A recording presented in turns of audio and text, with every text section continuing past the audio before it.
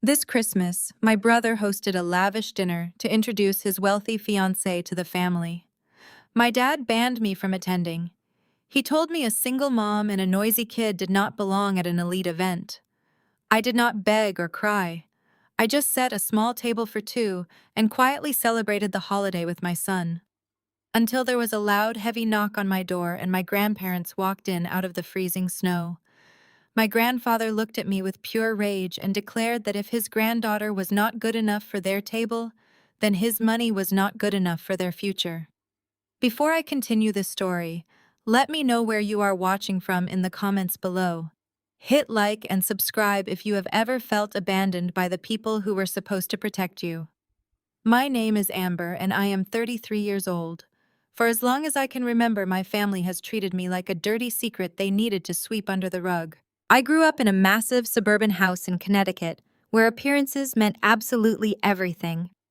My parents, William and Barbara, cared more about country club status and what the neighbors thought than they ever cared about my happiness. Every achievement I ever earned was completely overshadowed by my brother Cameron. If I won a science fair, my parents would spend the entire evening talking about how Cameron scored a goal in his soccer game. If I painted a beautiful portrait, my mother would complain that it was making a mess on her pristine dining table. Cameron was the golden child who could do no wrong, while I was simply the background character in his perfect life story. The screen of my phone lit up with a notification from our family group chat. It was Christmas Eve and the message was from my older brother Cameron. He was 35 now and still the undisputed center of our family universe. His text read, "Fiona and her parents are arriving for Christmas dinner tonight. They are an elite crowd. Amber, stay home." I stared at the glowing screen, feeling a familiar hollow ache expanding in my chest. It was the holidays, and I was being cast aside just so my brother could show off without any distractions. Before I could even formulate a response, my phone began to vibrate violently in my hand. It was my father, William, calling. I answered, pressing the phone to my ear as I watched my 7-year-old son, Mason, playing quietly on the living room rug with his toy blocks. My father did not offer a warm holiday greeting or ask how his grandson was doing. He went straight to the point, his voice cold and heavily calculated. "Amber, you saw your brother's message," he said sharply. "Fiona comes from a highly respected real estate family. Her parents expect a certain level of sophistication and class tonight. A divorced single mother and a noisy 7-year-old boy will completely ruin the image we have worked so hard to build. Do not show up and embarrass us in front of these important people." Before I could even process the sheer cruelty of his words, another voice chimed in. My mother, Barbara, was listening on the other line. She had always known exactly how to aim for my deepest insecurities, and she never missed a shot. "You have been a complete embarrassment since your husband left you," she sneered, her voice dripping with pure disgust. "Look at your pathetic life. Just stay in your little house, eat a frozen dinner, and do not ruin your brother's future. Cameron is marrying into high society. He actually has a chance to make something of himself and elevate this entire family. Do not be selfish and drag him down to your level." Her words were designed to break me, to put me back in the tiny dark box they had shoved me into since childhood. I remembered how they had hidden me upstairs when my father brought his business partners home for dinner 15 years ago, claiming I was too awkward to mingle. They wanted me to cry now. They wanted me to apologize for existing and beg for their scraps of affection. I looked at Mason, who was happily assembling a wooden train track, completely unaware that his own grandparents considered his very existence to be a nuisance and a stain on their perfect reputation. I felt no tears forming in my eyes. I was far past crying over people who only loved me when it benefited their social standing. I took a deep, steadying breath, keeping my voice perfectly flat and devoid of any emotion. "Understood," I said simply, and ended the call without waiting for another insult. I set the phone face down on the kitchen counter and walked over to my island, where my laptop was still open and humming quietly. My parents and my brother truly believed I was a struggling, jobless single mother barely scraping by on meager child support. They assumed my life ended the day my marriage fell apart. They had absolutely no idea what I had been doing for the last 5 years, because they never bothered to ask a single question about my career. I pulled up the highly confidential financial document I had been reviewing before the phone rang. I am not a struggling charity case. I am the founder and chief executive officer of Apex PropTech Analytics. I built my data and consulting firm from a tiny desk in my bedroom into a multi-million-dollar enterprise that advises the biggest corporate developers in the country. I provide the analytical algorithms that determine which commercial properties live and which ones die in the market. On my glowing screen was a massive buyout dossier. I had spent the entire quarter analyzing the total financial ruin of a supposedly prestigious commercial real estate firm. The firm was drowning in toxic debt, facing multiple imminent foreclosures, and desperately hiding a massive cash flow crisis from its shareholders. That failing sinking ship of a company belonged to Fiona's parents. The elite crowd my family was so desperate to impress the people they were throwing me away for were secretly on the verge of total financial collapse. Their luxury cars and designer clothes were funded by massive loans they could no longer pay. And the only person holding the power to buy their debt and save them from absolute bankruptcy was me. I scrolled through the exact figures, watching the red numbers pile up on the spreadsheet. I closed the laptop, a quiet sense of satisfaction settling over my shoulders. My father and my brother were bending over backward, insulting their own flesh and blood to please people who were entirely at my mercy. I pushed the corporate buyout out of my mind and focused on what truly mattered in my life. I went to the dining area and began setting a modest but beautiful Christmas table for just the two of us. I pulled out my best ceramic plates, lit a small pine-scented candle, and poured sparkling apple cider into a crystal glass for Mason. We did not need a grand, pretentious dinner filled with fake smiles and backhanded compliments. We had a warm home, and we had each other. I looked around my cozy living room decorated with handmade paper snowflakes and a bright green tree. It was 1,000 times more welcoming than the cold, sterile mansion I grew up in. Mason ran over, his eyes wide with pure joy, as I brought out a small roasted chicken and his favorite holiday side dishes. We sat together eating our warm meal and softly singing Christmas carols in a whisper, so we would not disturb the quiet magic of the night. It was incredibly peaceful.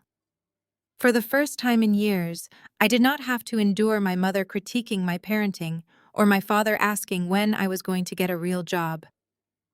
Suddenly, a heavy, urgent knocking echoed through the house, shattering the quiet evening. I froze in my chair. The wind was howling outside, blowing heavy snow against the frosted window panes. Nobody was supposed to be here on Christmas Eve. I told Mason to stay in his seat while I walked cautiously to the front door, checking the peephole. My heart skipped a beat in my chest. I pulled the heavy door open, letting a blast of freezing winter air rush into the warm hallway. Standing on my porch in the dead of winter with snow clinging heavily to their shoulders and their thick coats only half buttoned were my grandfather Harrison and my grandmother Martha. They were shivering, their faces flushed bright red from the bitter cold. But my grandfather's eyes burned with a fierce, unmistakable fury. He stepped inside, shaking the heavy snow from his leather boots, and looked me dead in the eye. "If my granddaughter is not good enough for their table," he growled, his voice trembling with absolute rage, "then my money is not good enough for their future." Grandpa Harrison did not wait for an invitation. He stomped his heavy snow-covered boots on the welcome mat and marched right past me into the warmth of my living room. Grandma Martha followed closely behind him. Her usually immaculate silver hair was slightly windswept from the brutal winter storm outside, and her cheeks were flushed a bright crimson. But it was what she carried in her hands that made me freeze completely in my tracks. Martha was holding an enormous heavy silver roasting pan. Inside sat the massive, perfectly glazed prime rib that was supposed to be the spectacular centerpiece of my parents' heavily curated Christmas dinner. Martha set the heavy silver pan right in the middle of my modest dining table, right next to my small roasted chicken. She looked around the room, taking in the handmade paper snowflakes hanging from the ceiling and the quiet Christmas carols playing softly from my portable speaker. Then she looked at Mason, who was staring wide-eyed at the giant piece of meat invading our dinner table. Martha pulled out a wooden chair, her eyes sparkling with a mischievous glint that I had not seen in years. She smiled warmly and told my son that she thought our table looked much better suited for a proper holiday feast anyway. I stood in the doorway trying to process the bizarre scene unfolding in my home. I asked them what on earth was going on and why they were not sitting in the formal dining room of my parents' house with the so-called elite crowd. Harrison took off his heavy wool coat and threw it over a chair. He looked at me with an expression of pure, unadulterated disgust. It was not directed at me, but at the son he had raised. He told me that he and Martha had sat at that long, pretentious table for exactly 45 minutes. They had listened to my father and my brother bend over backward trying desperately to impress Fiona's parents. But the final straw came when Cameron decided to use my life as a cheap punchline to entertain his future in-laws. Harrison paced across my living room floor. His voice shook with anger as he recounted the conversation. Fiona's father had casually asked where the rest of the family was noticing the empty seats. Instead of just saying I was unavailable, my father William took the opportunity to paint a picture of a tragic, burdensome daughter. Harrison said William leaned across the table and told Fiona's parents that I was a sad cautionary tale. William actually said that I was a low-level clerical worker who got abandoned by her husband and now lived off the charity of the state. He told them I was too mentally unstable to be around sophisticated company and that my presence would simply lower the standard of the evening. Cameron then chimed in, laughing as he poured more expensive wine into their glasses. Cameron told Fiona's parents that keeping a single mother and a loud, undisciplined child away from civilized adults was a public service. He said I would have just ruined the holiday mood by complaining about my pathetic life and begging them for handouts. Martha chimed in, then her voice sharp and incredibly steady. She told me she watched William smile and nod eagerly, agreeing with every single cruel word his arrogant son said. Martha said she simply stood up from her chair, picked up the prime rib right out from under the carving knife, and told them all they could eat the side salads for Christmas. Harrison had grabbed his coat, looked his son dead in the eye, and told him he was an absolute disgrace to the family name. They walked out right in the middle of Cameron's grand toast to his new in-laws, leaving the entire room in a state of shocked, panicked silence. Mason, oblivious to the heavy tension hanging in the air, asked politely if he could have a slice of the new big meat. Martha laughed a sound full of genuine joy and immediately began slicing the prime rib for him. Seeing them here in my home choosing me and my son over the false prestige of my parents' house made my chest tight with an emotion I had not felt in years, but the quiet, beautiful moment was shattered instantly. The sudden blaring of my grandfather's cell phone cut through the room. Harrison pulled the device from his pocket and glared at the screen. It was William. Harrison did not walk away to a quiet room to take the call. He swiped the screen and put the phone on speaker, setting it right next to the stolen prime rib on my dining table. William's voice exploded through the speaker, loud and incredibly frantic. I could hear Cameron in the background of the call whining loudly about the ruined aesthetic of the evening. William screamed, asking where they were and demanding they bring the food back immediately. He said Fiona's parents were incredibly offended by the display and that Cameron was having a severe panic attack in the kitchen because his perfect night was ruined. Then William directed his immense rage exactly where he always did. He started screaming about me. He yelled that I was a manipulative liar playing the victim to steal the grandparents' affection. William insisted I must have called them crying and begging them to leave the party just to spite him. He screamed that I was deliberately trying to destroy his son's engagement, just because my own life was a miserable failure. William demanded Harrison and Martha return to the house immediately to save face, apologize to Fiona's family, and pretend the whole walkout was just a massive misunderstanding. Harrison leaned over the table, staring down at the phone. His voice was no longer a shout, but a low, dangerous growl that carried decades of business authority. He told William to shut his mouth immediately. Harrison said he saw right through the pathetic facade William had spent his entire life building. Then Harrison delivered a verbal blow that shifted the air in the room completely. "You hid her away when my business partners visited 15 years ago," Harrison snapped into the speaker, his voice echoing off my living room walls. You locked a brilliant 18-year-old girl in her room and told my associates she was sick just because you thought her homemade dress was not fancy enough for your rich friends. You have always been ashamed of her because she possesses the one thing you completely lack: integrity. You did it then and you are doing it now. You are a coward, William. You are a weak, pathetic coward, and I am deeply ashamed to call you my son. William sputtered on the other end of the line, trying frantically to formulate an excuse, trying desperately to blame me again for his own toxic behavior. But Harrison reached out and ended the call abruptly. The silence that followed was heavy but deeply satisfying. My grandfather had just validated a lifetime of mistreatment in one single breath. He had seen it all. He had always seen it. Harrison stood up straight, adjusting his cuffs with practiced precision. The raw anger on his face slowly melted away, replaced by the cold, calculating demeanor of a man who had built and destroyed entire companies for a living. He looked around my modest house, then looked at my laptop sitting open on the kitchen island. He walked over to it and glanced at the bright screen. He saw the complex financial data, the buyout dossier for Fiona's parents' real estate firm. Harrison did not look surprised. He just smiled, a very small, very dangerous smile. He turned back to me and his tone shifted to pure, ruthless business. He told me that William and Cameron thought they were so incredibly smart playing their little status games. He revealed that William had recently come to him begging for access to the family trust. William claimed he needed a temporary bridge loan for a minor cash flow issue at Cameron's tech startup. But Harrison had his own accountants look into the matter, and he knew William was lying through his teeth. Harrison told me the shocking truth. William had secretly forged financial documents to use the grandparents' entire estate as collateral to secure a massive high-risk commercial loan. William had bet absolutely everything my grandparents owned to bail out Cameron's failing startup. He did it because he firmly believed that once Cameron married Fiona, her wealthy real estate family would infuse Cameron's company with cash and save them all from financial ruin. William had bet my grandparents home their retirement and their entire legacy on the grand illusion of Fiona's family wealth.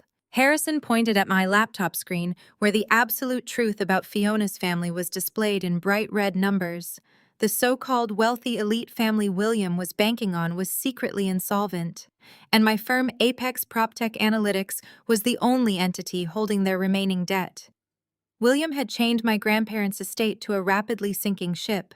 Harrison walked back to the dining table and placed both hands flat on the wood, leaning toward me. His eyes locked onto mine, burning with fierce, undeniable determination. "They think they can throw you away and use my money to fund their arrogance," Harrison said, his voice steady and lethal in the quiet room. "Call your lawyers, Amber. We are pulling the plug on them tonight." The holiday weekend passed in a blur of aggressive legal maneuvering. My grandfather Harrison was not a man who made empty threats, and I was not a woman who wasted golden opportunities. The moment he gave me the green light, I contacted my chief financial officer and my lead corporate attorney. We worked straight through the holidays executing a hostile but completely legal financial maneuver. While my parents and my brother were busy licking their wounds trying to soothe Fiona's horrified parents and desperately attempting to salvage their shattered social standing, I was systematically dismantling the financial floor beneath their feet. I utilized a shell corporation I had established years ago to move aggressively. By the time the holidays concluded and normal life resumed, the trap was perfectly set. I just had to wait for them to realize it. The inevitable retaliation arrived the very morning winter break ended. The freezing January air bit at my cheeks as I helped Mason zip up his heavy winter coat. He was bubbling with excitement, eager to see his friends at school, and completely shielded from the toxic warfare raging just outside our front door. I loaded his colorful backpack into the trunk of my modest sedan and secured him safely in the back seat. I drove toward his elementary school, enjoying the quiet warmth of the car heater and the soft hum of the morning radio. The neighborhood streets were slick with fresh ice, demanding careful driving. I knew my mother would strike soon. Her pride was far too wounded for her to simply walk away in silence. I just did not expect her to be so wildly reckless. The school drop-off line was moving slowly, a creeping procession of tired parents and sleepy children. I was 3 cars away from the main gate when a massive, sleek black Mercedes SUV suddenly swerved out of the passing lane. It cut violently across the solid yellow line tires, screeching sharply against the frozen asphalt. The heavy vehicle slammed on its brakes, angling itself aggressively to block my car from moving forward or backing out. Other parents honked their horns in immediate protest, but the driver of the SUV did not care. The driver's side door flew open, and my mother Barbara stepped out into the freezing cold. She was wearing a sprawling designer fur coat, but her usual immaculate country club composure was entirely gone. Her hair was frantic, her face was flushed a blotchy, angry red, and her eyes were wide with a frantic, manic energy. She stomped toward my car, ignoring the shouting crossing guards and the staring parents. She marched right up to my driver's side door and began pounding her gloved fists violently against my reinforced glass window. "Open this window right now, Amber!" she shrieked. Her voice was muffled by the heavy glass, but the sheer vitriol twisting her expression was deafening. "Open it right now before I shatter it to pieces." Years ago, this exact scenario would have sent me into a full-blown panic attack. I would have been trembling, apologizing, and desperately trying to appease her just to stop the public humiliation. But the woman sitting behind the steering wheel today was not the terrified scapegoat she had raised. I was the chief executive officer of a multi-million-dollar firm, and I dealt with hostile, volatile men for a living. My mother throwing a temper tantrum in a school zone was nothing but a minor inconvenience. I turned to the back seat and gave Mason a reassuring smile, telling him to put his noise-canceling headphones on and listen to his favorite audiobook. Once he was safely distracted staring at his tablet, I pressed the button and rolled my window down exactly 2 inches. The blast of cold air carried my mother's furious screaming straight into the warm car. "You ruined everything," she screamed, her voice cracking as she gripped the top edge of my window with both hands. Fiona called off the engagement. Her parents canceled the investment check. Cameron has been locked in his bedroom crying for 3 days because you had to play the victim and turn your grandfather against us. You selfish, manipulative little witch. You humiliated this family in front of the most important people in this city. I stared at her, completely unfazed by her venom. She was blinded by her obsession with her golden child. She truly believed that Cameron was a flawless genius, and that I was solely responsible for every single consequence he faced. It was the exact same script she had used our entire lives. When Cameron crashed his first car drunk, she blamed me for upsetting him earlier that day. When Cameron failed his college courses, she blamed me for being too loud while studying in the next room. Now Cameron was facing absolute financial ruin because of his own fraudulent business practices, and she was blaming me for not protecting his fragile ego. I did not raise my voice. I did not defend myself. I just looked at her manic face and asked her to move her vehicle. My calm demeanor only poured gasoline on her raging fire. She leaned closer, her face practically pressed against the 2-inch gap in the window. "You think you are so smart because Harrison feels sorry for you?" she snarled, her voice dropping to a vicious, threatening whisper. "You think you are safe in this pathetic little house with your pathetic little life. William and I are not going to let you destroy Cameron's future. If you do not call Harrison right now and fix this, we are going to end you, Amber. I will call Child Protective Services this afternoon. I know exactly what to say to them. I will tell them you are unstable. I will tell them you leave Mason home alone while you are out drinking. I will manufacture a home environment so toxic that they will place that boy in my custody before the sun goes down. Do not test me. I will take your son away from you, and you will never see him again." The threat hung in this freezing air. Threatening to fabricate abuse charges to steal my child was a new low, even for Barbara. But the desperate threats did not stop there. Her eyes narrowed into cruel slits as she revealed their ultimate contingency plan. "And do not think your grandfather can protect you," she sneered. "William has already contacted a team of highly paid medical specialists. We are filing emergency legal paperwork tomorrow morning to declare Harrison mentally unfit to control his own assets. We will claim severe dementia. We will claim he is a danger to himself and his finances." William secretly created a forged medical power of attorney file months ago, just for an occasion like this. The moment a judge signs off on his incompetence, William gets total control of the trust and we are cutting you out completely. You will have absolutely nothing, and Cameron will finally get the capital he deserves. She stepped back, crossing her arms over her fur coat, breathing heavily as a triumphant smirk spread across her face. She was waiting for me to break. She was waiting for the tears to fall, for the apologies to spill from my lips, for me to beg her for mercy like I always used to. Instead, I reached into the center console of my car. I pulled out a crisp, thick, matte black business card with embossed silver lettering. I slipped the card through the 2-inch gap in the window, letting it flutter right into her gloved hands. She looked down at it, her triumphant smirk faltering into deep confusion. "What is this?" she snapped. I looked her dead in the eyes, my expression entirely devoid of mercy or fear. I spoke with a lethal absolute calm that made her take a physical step back. "That is the direct contact information for one of the most ruthless and expensive white-collar federal defense attorneys on the eastern seaboard," I said, my voice slicing through the cold air. "You are going to need it when the bank calls." Before she could process the weight of what I had just said, I pressed the button and the window rolled up smoothly, shutting out her confused demands. I shifted the car into gear, honked my horn loudly, forcing her to scramble out of the way, and pulled smoothly past her massive SUV. I drove into the drop-off circle, kissed Mason on the forehead, and watched him run happily toward the school doors. As I pulled out of the parking lot and back onto the main road, my phone vibrated in the cup holder. A priority notification flashed across the screen from my chief financial officer. The encrypted transaction we had been working on all weekend was finally complete. The massive high-risk debt portfolio belonging to Cameron's tech startup had just been officially purchased and absorbed by my holding company. I smiled, gripping the steering wheel. I was now legally my brother's primary creditor.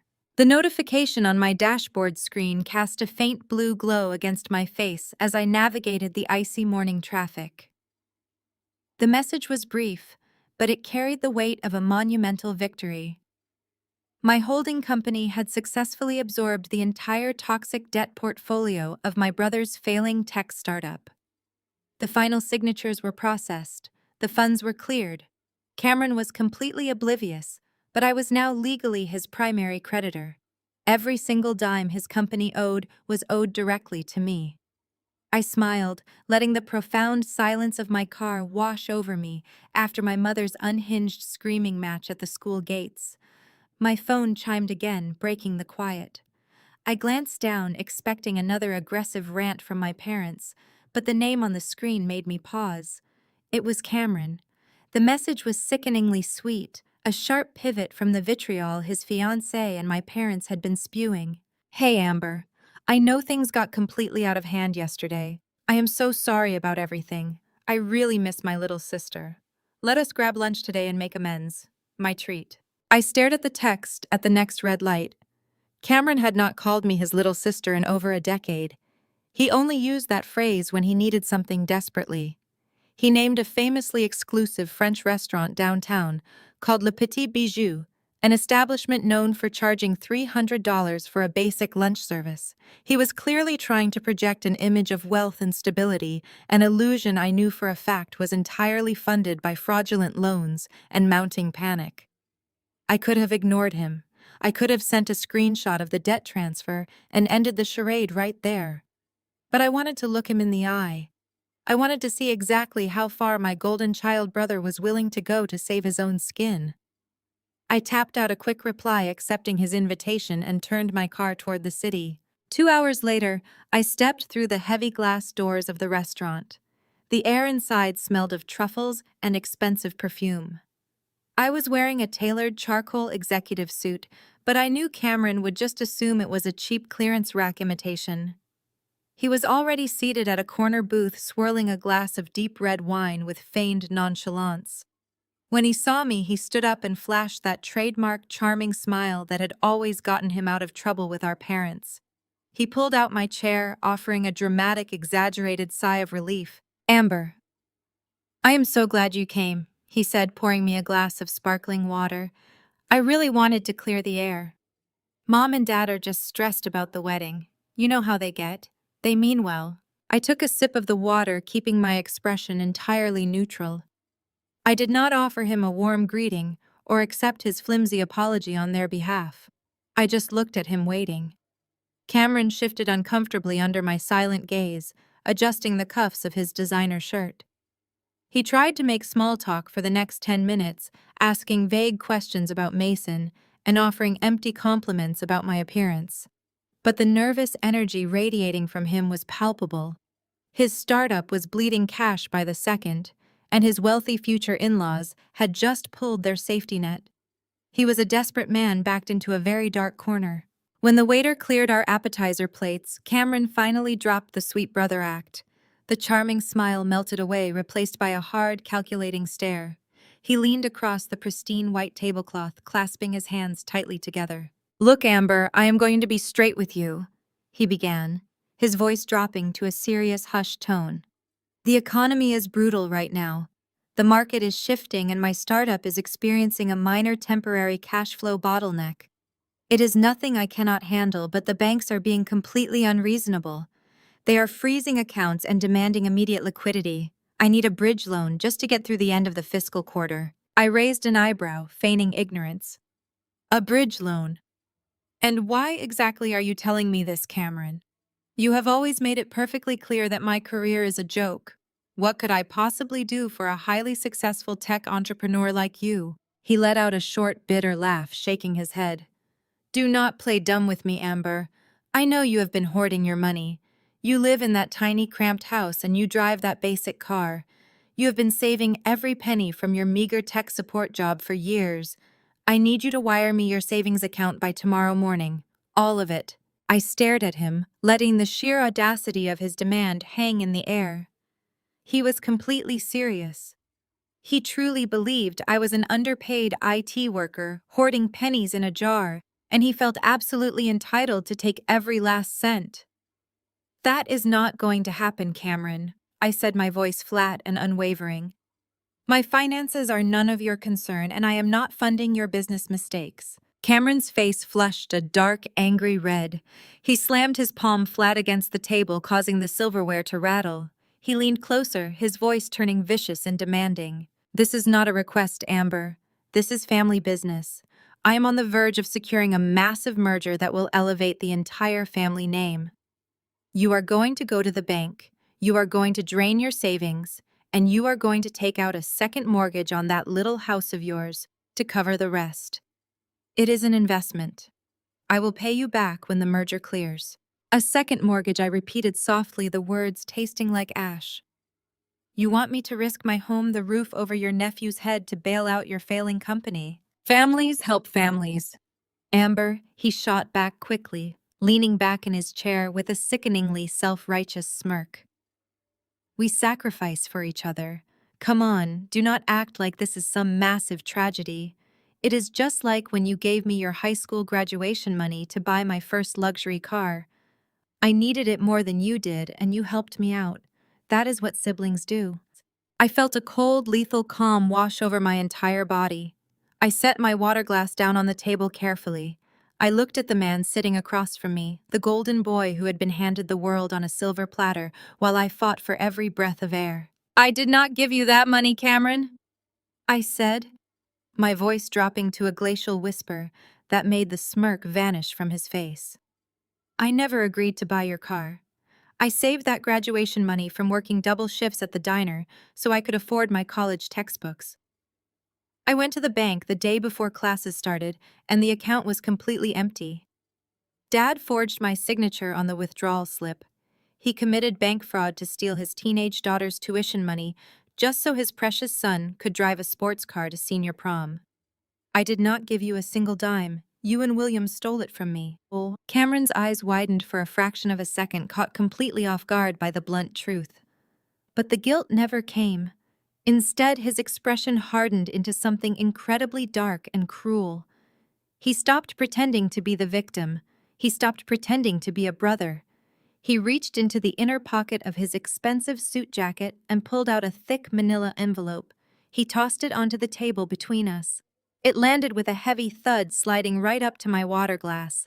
I tried to do this the nice way, Cameron sneered, adjusting his tie as he looked down his nose at me. I really did. I tried to treat you like family. But you have always been stubborn and selfish. Since you refuse to play ball, we are going to do this the hard way. I did not touch the envelope. I just kept my eyes locked on his, waiting for the threat to materialize. Open it, he commanded, a cruel, victorious smile stretching across his face. I reached out and flipped the flap open, pulling out the thick stack of legal documents inside. It was an eviction notice. A formal, legally binding 30-day notice to vacate the premises. My address was printed clearly at the top in bold black ink. I scanned the legal jargon, my mind racing to comprehend how this was even possible. I owned my home. I paid the mortgage every single month without fail. Cameron watched my eyes dart across the page, drinking in my confusion like fine wine. You really should read the fine print when you buy a starter home, Amber. He mocked, his voice dripping with condescension. You own the physical structure of that pathetic little house? Yes. But you do not own the land underneath it. You lease the land. And guess who the holding company sold that land lease to last month? Dad? I stopped reading and looked up at him. William had quietly purchased the land lease beneath my home explicitly for this exact moment. They had armed themselves with a legal loophole ready to pull the trigger the second I stopped complying with their demands. Dad owns the dirt under your feet, Cameron said, leaning forward, resting his elbows on the table. And he is terminating your lease. You are in violation of a fabricated zoning clause our lawyers drafted yesterday. You have exactly 30 days to pack up your things and get out. But here is the good news, Amber. We are reasonable people. If you take out that second mortgage hand over your savings and sign away your beneficiary rights to Grandpa's trust, Dad will tear up that eviction notice today. If you refuse, you and Mason will be homeless before New Year. Have a nice lunch. The morning sun barely broke through the heavy winter clouds when the loud, aggressive pounding on my front door rattled the frosted window panes. It was not the frantic knock of Cameron realizing his company was effectively owned by me. It was the sharp, authoritative rap of law enforcement demanding immediate attention. I carefully set my warm coffee mug down on the granite kitchen island and walked slowly to the entryway, pulling open the heavy wooden door to a harsh blast of frigid January air. Standing on my porch was a uniformed county sheriff, looking thoroughly uncomfortable and shifting his weight from boot to boot. But the true threat stood right behind him, casting a long shadow. My father, William, wore a tailored cashmere overcoat and a smile so intensely smug it could have frozen the harbor solid. Next to him stood my mother, Barbara, her arms crossed tightly over her chest in a defensive, superior posture. Her eyes darted past me into the warmth of my living room, as if critically appraising the furniture she was about to seize. The sheriff handed me a thick manila folder, his voice carrying an apologetic tone as he formally announced that he was there to serve a mandatory 3-day notice of eviction. William stepped forward aggressively, blocking the sheriff from saying another word. He looked around my modest middle-class neighborhood, his nose wrinkled in manufactured upper-class disgust. He told me that my lease termination was completely legal and totally binding. He gloated that his expensive corporate lawyers had worked through the entire night to expedite the brutal court order. I looked down at the official eviction notice, my face a mask of complete practiced indifference. I already knew about the shady land lease trick from Cameron's pathetic ambush at the restaurant yesterday. William fully expected me to fall down to my knees in panic. He expected the terrified little girl he had bullied her entire life to resurface and beg tearfully for her home. Instead, I just looked at him and calmly asked him what he really wanted, knowing full well this was just another stage in his elaborate extortion play. William chuckled, a dark, vibrating sound that carried absolutely no warmth or fatherly affection. He reached into the inner breast pocket of his expensive cashmere coat and withdrew a second, much thicker envelope. He held it up, tapping the thick parchment paper against his gloved hand with a rhythmic, threatening beat. He told me that he was not a completely heartless man, despite what I had been whispering into my grandfather's ear. He claimed he was willing to offer me a highly generous compromise to save my family from the bitter cold. He pulled out a dense legal contract and shoved it forcefully toward my chest. The terms were brutally simple and undeniably corrupt. If I signed away every single one of my legal rights as a designated beneficiary to Grandfather Harrison's massive living trust, William would graciously allow me to keep my tiny, insignificant house. He would tear up the eviction notice right there on the porch and let me continue living my miserable life in peace. If I refused, the sheriff would be back in exactly 72 short hours to physically throw me and my young son out into the freezing snow. William leaned in close, his breath creating harsh white clouds in the freezing winter air. He boasted endlessly to me about his highly priced corporate lawyers. He called them ruthless men who billed thousands of dollars an hour, men who would gladly drag me through the court system until I was entirely bankrupt and broken. He sneered, asking how a single mother with a useless dead-end computer job could ever dream of fighting a powerful man with his massive financial resources. He told me I was completely out of my league and that it was time to finally surrender to my betters. Right on cue, Barbara pushed her way forward, stepping aggressively onto my welcome mat. She peered into the hallway and spotted Mason, who was standing quietly near the staircase holding his favorite stuffed bear. Barbara did not offer her young grandson a single ounce of warmth or reassurance. Instead, she pointed a manicured finger directly at him and told him in a harsh, biting tone to go upstairs and start packing his cheap toys. She looked back at me, her eyes filled with cold, malicious triumph, stating that the local homeless shelters filled up very quickly in January, so we had better get a head start. They stood there on my freezing porch, a united front of familial toxicity, waiting patiently for my spirit to finally snap in half. They desperately wanted the deeply satisfying spectacle of my total emotional defeat. They wanted me to cry, to scream, to ask how my own flesh and blood could be so unspeakably cruel and heartless. They wanted to feel powerful by making me completely powerless. I looked at the devastating eviction notice in my left hand, and then at the manipulative extortion contract in my right hand. The silence stretched between us, thick and heavy with dark anticipation. Slowly, I reached into the deep pocket of my wool cardigan and pulled out a sleek silver pen. William's triumphant smile widened so far it stretched to his ears. He genuinely thought he had won the ultimate war.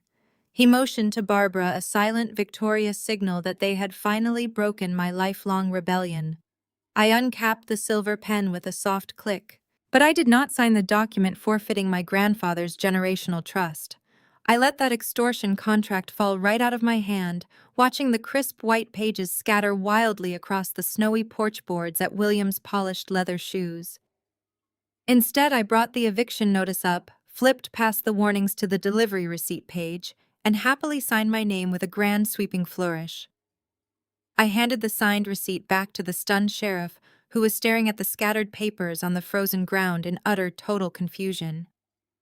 I gave the bewildered law enforcement officer a bright, genuinely warm smile. "Thank you so much for bringing this to me today, officer," I said, my voice light and completely unbothered by the threat of homelessness. "It saves me the trouble of breaking the lease myself. I was actually planning to permanently move out of here today anyway." The sheriff blinked, taking the paperwork awkwardly, completely unsure of how to navigate a bizarre situation where the evicted tenant seemed absolutely overjoyed to be losing her home. William stared at me, his victorious smile slowly dying on his face, replaced by a dark scowl of absolute bewilderment. He demanded to know what kind of pathetic, delusional game I thought I was playing, warning me that his patience was wearing dangerously thin. I did not answer him. I simply looked past his shoulder toward the entrance of my street. The deep rumble of diesel engines began to vibrate through the neighborhood. William, Barbara, and the sheriff turned around in unison. Turning the corner and dominating the icy street were three massive luxury moving trucks. They gleamed under the gray winter sky, their sides emblazoned with the logo of a premier exclusive relocation service known for handling high net worth clients.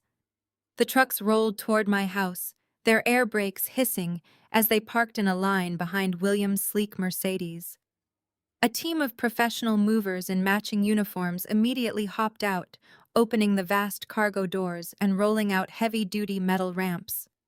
William spun back around to face me, his mouth opening and closing silently as he struggled to comprehend the sheer scale of the operation descending on my supposedly pathetic starter home. He pointed a trembling, furious finger at the enormous trucks, demanding to know who on earth was paying for this expensive spectacle and where I thought I was going with no money and no future.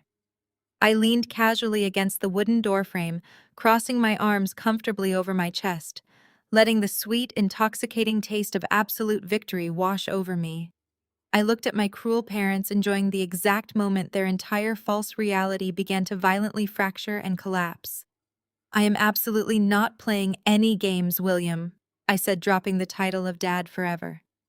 My firm just closed a rather lucrative quarter, and I decided this outdated neighborhood was getting a little too cramped for my taste. I looked at Barbara, whose eyes were wide with pure, unadulterated shock. I told them I had just finalized the extensive paperwork on a $3 million fully furnished, sprawling mansion. I watched the blood drain completely from their faces as I casually mentioned the new address. It was now located in the heavily guarded, ultra-elite gated community of Oakwood Estates. The exact same neighborhood where Fiona's incredibly wealthy, unbelievably snobby parents lived. The exact same parents who now secretly owed my company their entire financial existence. The heavy, ornate iron gates of Oakwood Estates parted silently as my vehicle approached. The private security guards waved me through with respectful nods, quickly recognizing the sleek black registration sticker I had acquired.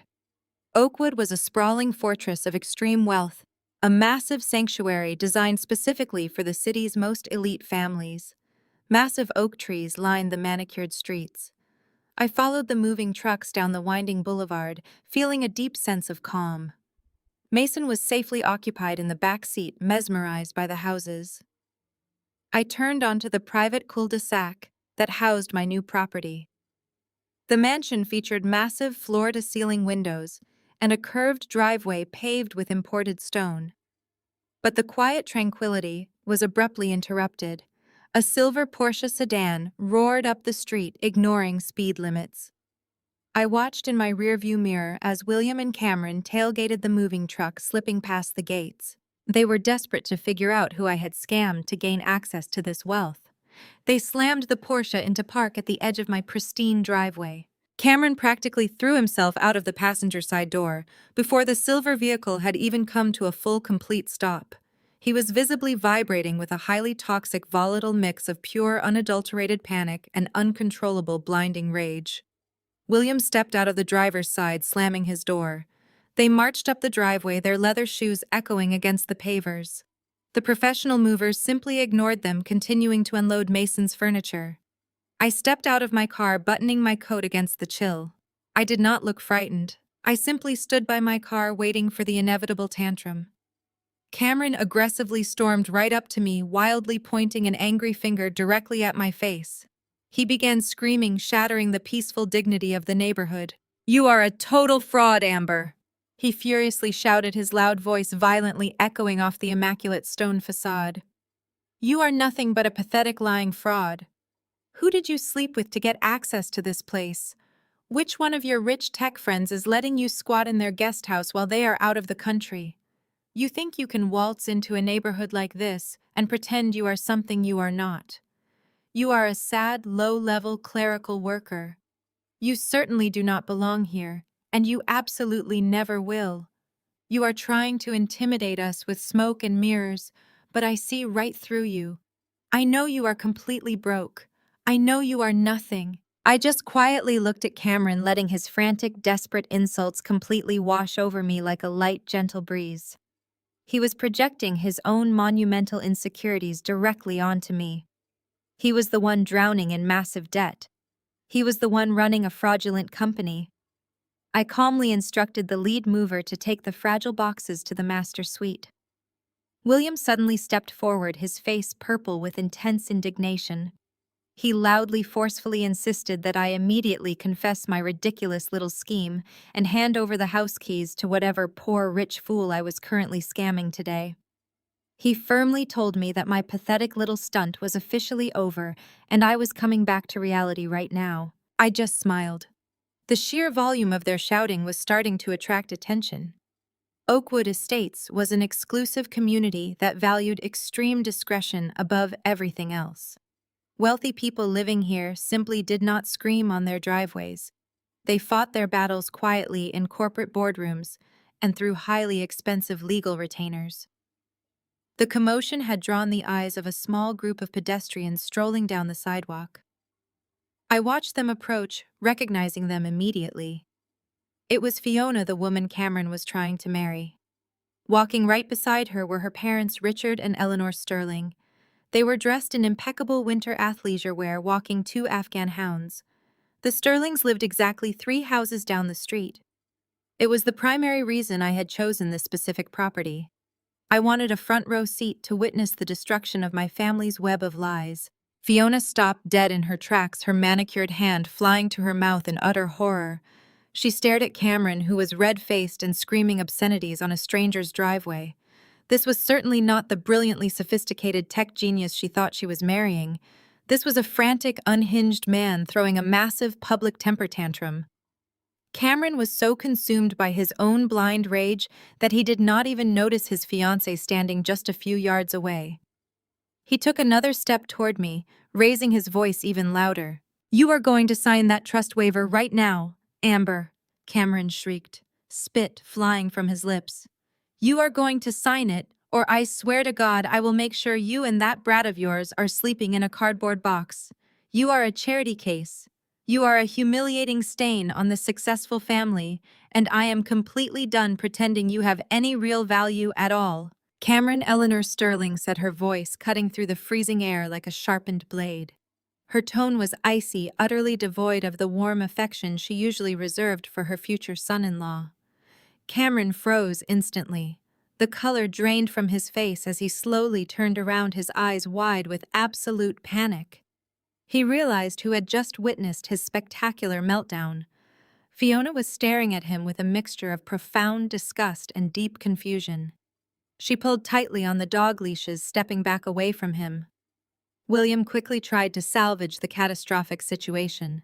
He plastered on his falsest, charming smile and rushed toward the Sterlings, opening his arms. "Richard, Eleanor." "What a wonderful surprise," William said, his voice dripping with desperation. "We were just having a minor family disagreement.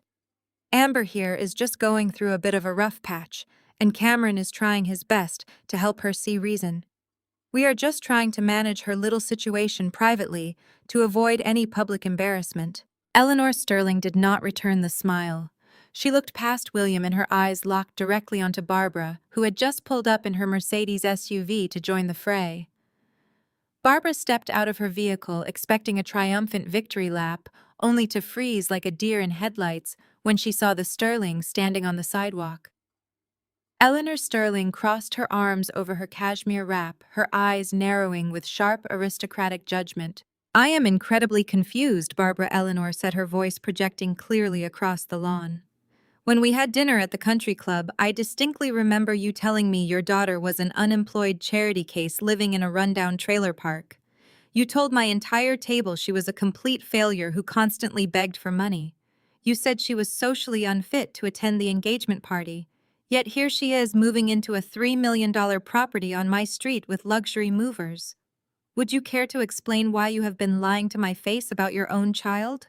Barbara opened her mouth, but no sound came out. She sputtered, looking frantically at William for support, but William was completely paralyzed. The grand illusion they had spent decades carefully building was shattering into a million irreparable pieces right in front of the very people they were desperately trying to impress. Fiona looked at Cameron, shaking her head slowly, her eyes filled with tears of anger and humiliation. She told him that she had never seen this side of him before and was beginning to rethink their entire relationship. Cameron reached out, begging her to listen, pleading that I was just manipulating the situation. But the absolute final blow did not come from Fiona or Eleanor. It came from Richard Sterling. Richard was a ruthless real estate mogul who built his fortune on calculated risks and aggressive acquisitions. But lately his empire had been quietly crumbling. He had been desperately seeking a massive influx of capital to save his over-leveraged firm from complete bankruptcy. William and Cameron had banked everything on the illusion that Richard was invincible. But I knew the absolute truth. I held the very debt that was suffocating his company. Richard Sterling completely ignored Cameron's pathetic pleading. He stepped past the screaming man and walked right past William as if he were invisible. He walked straight up my driveway, stopping exactly 3 feet in front of me. He stared at me, his eyes scanning my face, searching for confirmation. All the color slowly drained from his face, leaving him looking pale and incredibly aged. His hands began to tremble slightly at his sides. He did not look at the movers or my modest car. He only looked at me, his expression a mixture of profound shock and deep, undeniable terror. He extended a shaking hand toward me, completely ignoring the chaos erupting around us. "Ms. Amber," Richard Sterling said, his voice barely more than a hoarse, frightened whisper. "The CEO of Apex PropTech Analytics. Please tell me you have not decided to liquidate our company's assets yet." The words dropped onto the driveway like a live grenade. The silence that followed was absolute and suffocating. Cameron and William stood completely paralyzed, their mouths hanging wide open in absolute shock and disbelief. The brutal realization hit them simultaneously. The mysterious, ruthless corporate entity that had acquired the massive mountain of debt from Cameron's failing startup and the entity holding the remaining debt of the Sterling real estate empire were one and the same. It was me. I was the architect of their destruction. I was the one holding all the cards, and I was going to use them. I did not take Richard Sterling's violently trembling hand.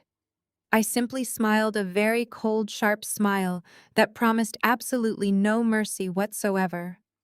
I looked at William and Cameron, silently watching the sheer terror finally take deep root in their widening eyes as they slowly realized their absolute worst nightmare had just become their permanent, inescapable reality today. Fiona's mother, Eleanor, stood frozen on the sidewalk, her perfect posture crumbling as she realized the gravity of the situation. She looked at William and then at Barbara, her eyes wide with a horrific realization. The prestigious, wealthy family they had tried to impress had just completely unraveled them in public. William stood on my new driveway, sweating through his expensive cashmere coat, unable to string a single coherent sentence together. Cameron was still hyperventilating violently, trying to grab Fiona's arm, but she yanked it away with absolute revulsion. The grand illusion they had meticulously crafted over the last decade had vanished completely. I invited Richard Sterling inside, gesturing toward the massive double doors of my new Oakwood Estates mansion. The sheer size and opulence of the grand foyer immediately silenced whatever remaining protests William and Cameron had planned. The 30-foot ceilings echoed with our footsteps as we walked across the imported Italian marble floors. I led Richard, Fiona, and Eleanor into the formal living room where the expansive floor-to-ceiling windows offered a commanding view of the private lake. Richard did not even bother taking off his coat. He collapsed heavily into one of the velvet armchairs, looking like a man who was about to face a firing squad. He completely ignored the presence of William and Cameron, who had nervously followed us inside, hovering near the entryway like trespassing teenagers. Richard looked up at me, his hands clasped tightly together, his knuckles turning white. He begged me for mercy. He explained that his commercial real estate empire was suffering from a massive temporary liquidity crisis, and that if my firm called in the loans, his entire legacy would be instantly wiped out.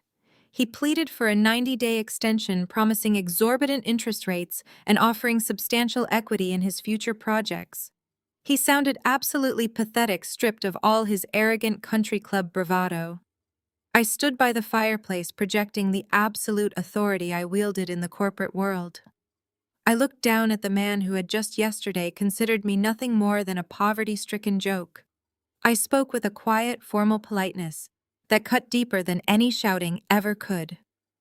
I told him that Apex PropTech Analytics adhered to strict fiscal guidelines and that his firm had already defaulted on 2 previous covenants. I explicitly and officially declined his request for an extension. I informed him that the liquidation process of his assets would begin immediately on Monday morning, and that my legal team would be in touch with his representatives shortly. The sound that escaped Richard's throat was a hollow, defeated gasp. Eleanor Sterling staggered backward, collapsing against the doorframe as she realized her wealthy lifestyle was entirely over. But it was Fiona's reaction that truly shattered the room. She turned around slowly, her gaze locking onto Cameron. Fiona was incredibly shallow, but she was not stupid. The pieces rapidly clicked together in her mind. She looked at Cameron and then at William. She loudly demanded to know why Cameron needed my money to save his startup if he was the brilliant tech visionary he claimed to be. Cameron stammered, his face flushing a bright panic-stricken crimson as he frantically tried to spin another web of lies. He reached for her hand, begging her to calm down and promising that this was just a minor misunderstanding. Fiona slapped his hand away with absolute disgust. Her voice echoed off the marble walls as she realized Cameron was not marrying her to merge two powerful empires. He was marrying her because he was a broke, desperate fraud, hoping to use her family wealth to bail out his sinking company. And now neither of them had a single dime. Fiona screamed that the engagement was entirely canceled. She pulled the massive diamond ring off her finger and threw it violently at Cameron's chest. It bounced off his coat and rolled across the floor, stopping right at my feet. Fiona grabbed her mother's arm and dragged her out the front door, with Richard stumbling silently behind them. Cameron dropped to his knees on my marble floor, frantically searching for the discarded ring, while William just stared at the wall, completely broken. I instructed my private security detail to escort them off my property, and I finally had peace. The rest of the day was spent unpacking boxes and setting up Mason's new bedroom. My son was thrilled with the massive space, the sprawling backyard, and the enormous indoor swimming pool. I ordered his favorite pizza, and we spent the evening watching movies in the dedicated theater room. By 11 o'clock, the house was perfectly quiet. Mason was fast asleep in his custom race car bed, completely oblivious to the generational trauma I was actively dismantling. I walked downstairs to the massive gourmet kitchen, enjoying the profound silence of a home that was finally entirely my own. The kitchen was a masterpiece of modern design, with sleek dark cabinetry, gleaming white quartz countertops, and professional-grade stainless steel appliances. I poured myself a glass of sparkling water and leaned against the island, letting the immense satisfaction of the day wash over me. Then I heard a sharp metallic click. It was a sound that did not belong in the quiet luxury of Oakwood Estates. The noise came from the side entrance leading to the garage. I froze, my hand tightening around my glass. Another click followed by the distinct sound of a deadbolt turning and the heavy door groaning open. The previous owner of the mansion had recently installed a secondary smart lock system, but they had left the original manual deadbolt on the side door. In a bizarre twist of fate, the cheap spare key I had given my mother years ago for my old starter home somehow mistakenly fit the generic tumbler of this side entrance. It was a one-in-a-million mechanical fluke, but Barbara never questioned her own luck. Heavy, aggressive footsteps echoed down the hallway. I did not move. I just watched the arched doorway of the kitchen, waiting. Barbara stormed into the room, her designer coat flapping behind her like bat wings. Her face was twisted into a mask of pure, unhinged malice. The shock and humiliation she experienced on my driveway had completely metastasized into a violent, frantic desperation. She looked around the pristine kitchen, her eyes wide and manic, before locking onto me standing calmly by the island. She marched across the room, closing the distance between us until she was just inches away from my face. She did not bother with pleasantries. She cornered me against the quartz countertop, her breathing heavy and ragged. She pointed a trembling finger directly at my chest, her voice a harsh, venomous hiss in the quiet room. "You think you have won?" She snarled, her eyes burning with a dark, obsessive rage. "You think you can just buy a fancy house and destroy your brother's life and walk away completely unscathed? You are nothing but a vindictive little monster, and I am going to tear your entire world apart."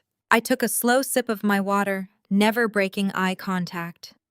She was practically vibrating with fury, completely unhinged by the loss of her social status and her golden child's impending bankruptcy.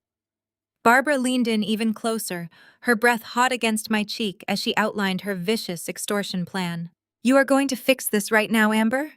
she demanded, her voice rising to a frantic pitch. "You are going to call off your attack on the Sterlings. You are going to forgive their debt completely and publicly apologize for the misunderstanding so Fiona takes Cameron back. Then you are going to wire whatever millions you have left directly into Cameron's business account by morning. If you do not do exactly as I say, I will destroy your reputation in the corporate world. I have friends on the boards of 3 major charities in this city. I will plant stories about your mental instability. I will tell the press you are a pathological liar who abuses her own family. I will contact the board of directors at your firm and tell them you are suffering from a severe psychological breakdown. I will call Child Protective Services every single day and report you as an unfit, neglectful mother until they drag Mason out of this house screaming. I will make sure you lose your company, your son, and everything you have ever worked for." She slammed her hands down on the countertop, trapping me against the edge. She demanded I get my phone and make the transfers immediately. She was entirely serious. She was willing to completely ruin my life, destroy my career, and traumatize my young son, just to preserve the false image of her precious Cameron. For decades, this exact type of aggressive, vicious bullying had kept me silent and compliant. For decades, she had used fear and manipulation to bend me to her will. But the woman she was trying to break no longer existed. I did not flinch. I did not raise my voice. I calmly reached out and gently pushed her trembling hands off my countertop. I took another slow, deliberate sip of my sparkling water, enjoying the cool, crisp taste. I looked at her manic, flushed face and smiled, a genuinely warm, completely relaxed smile. Barbara stared at me, her triumphant glare faltering as my absolute lack of fear began to register. I lifted my hand and pointed a single finger straight up toward the vaulted ceiling above us. I told her to look up. She frowned, her eyes darting upward to follow my gesture. Nestled discreetly in the corner of the ceiling molding was a small, sleek dome camera. A tiny, brilliant red light flashed steadily in the dim kitchen. I kept my voice light and conversational, perfectly countering her unhinged rage. "You just committed a felony breaking and entering," I said, my words precise and undeniable. "And you just followed it up with a textbook case of attempted extortion and blackmail." I smiled sharply as the color rapidly drained from her face. "And the new 4K security system captured every single second of it." Barbara stared at the blinking red light on the ceiling as if it were the eye of a predator. The aggressive venom completely vanished from her face, replaced instantly by the stark, hollow realization that she had just handed me the exact weapon needed to put her in a state penitentiary. Her mouth opened and closed silently, but the furious threats had completely evaporated.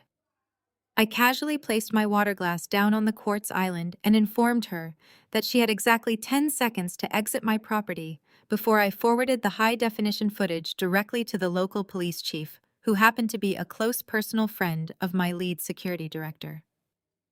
Barbara did not attempt to argue. She stumbled backward, her designer heels slipping clumsily on the polished floor, and practically threw herself out the side door, fleeing into the freezing winter night like a terrified stray dog. I calmly engaged the new biometric locks and went upstairs to sleep better than I had in a decade.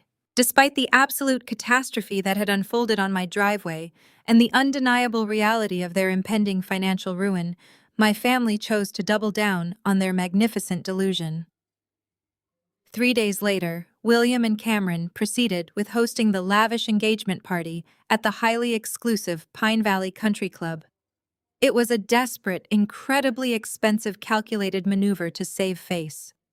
Cameron had somehow manipulated and publicly pressured Fiona and her humiliated parents into attending, framing the event as a necessary social obligation to prevent a catastrophic public scandal that would ruin both families. The party was an exercise in pure, unadulterated excess. The grand ballroom was entirely draped in imported white orchids and thousands of glowing, cascading fairy lights. A 12-piece string quartet played on a raised stage while servers in pristine white tuxedos circulated with silver trays of caviar and vintage champagne. It was a $100,000 spectacle designed to convince the city's elite that Cameron was still a brilliant tech visionary and that William was still an untouchable titan of industry. What the wealthy guests sipping champagne in that ballroom did not know was the sickening truth behind the funding of the event. Every single crystal flute, every single exotic flower, and every single drop of expensive alcohol was paid for with stolen money. William had completely liquidated a massive portion of Grandfather Harrison's heavily leveraged estate, illegally draining the remaining trust accounts to fund this fraudulent celebration. He was actively burning his own father's legacy to the ground just to maintain a fragile illusion of wealth for one more night. He genuinely believed that if they could just get through this party, they could somehow convince Richard Sterling to finalize the merger and magically save them all from federal prison. I sat in the back of my chauffeured town car watching the glittering lights of the country club through the tinted windows. I was not there to hide in the shadows or sneak in through a side entrance. I was there to execute the final stage of their total destruction. I stepped out of the vehicle, the cool evening air brushing against my skin.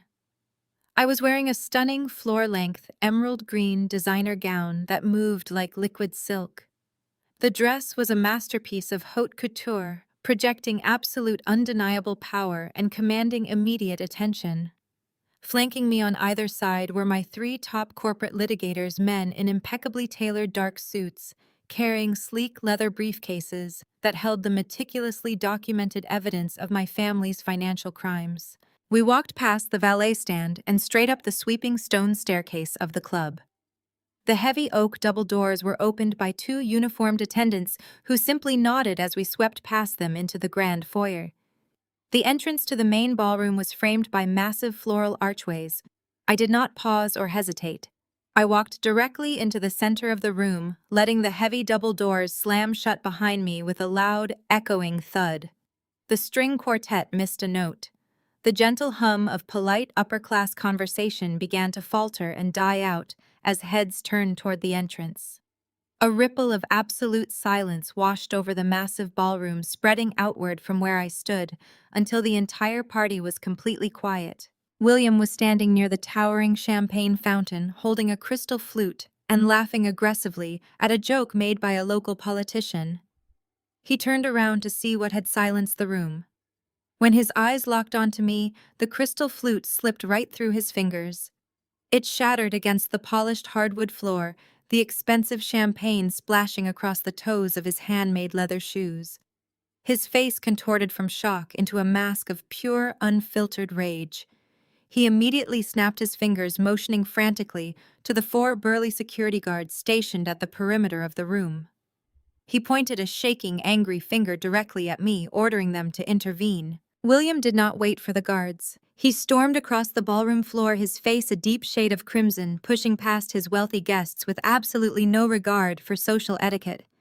He intercepted me just a few yards from the entrance, aggressively invading my personal space to physically block my path. He leaned in close, ensuring the guests could not hear the venom dripping from his voice. He glared at my emerald gown and the corporate lawyers standing silently behind me. "What kind of sick, twisted game do you think you are playing?" Amber William whispered viciously, his breath smelling sourly of expensive alcohol and desperate panic. "How did you even get past the front gate? You have absolutely no right to be here. This is a private, highly exclusive event for people of value. You are a pathetic outcast who belongs in the gutter. You think dressing up in a rented gown and bringing a few cheap lawyers is going to scare me. You are nothing but a delusional little girl throwing a tantrum because you finally realized you are entirely worthless. I am going to have security drag you out of here by your hair and throw you into the street where you belong.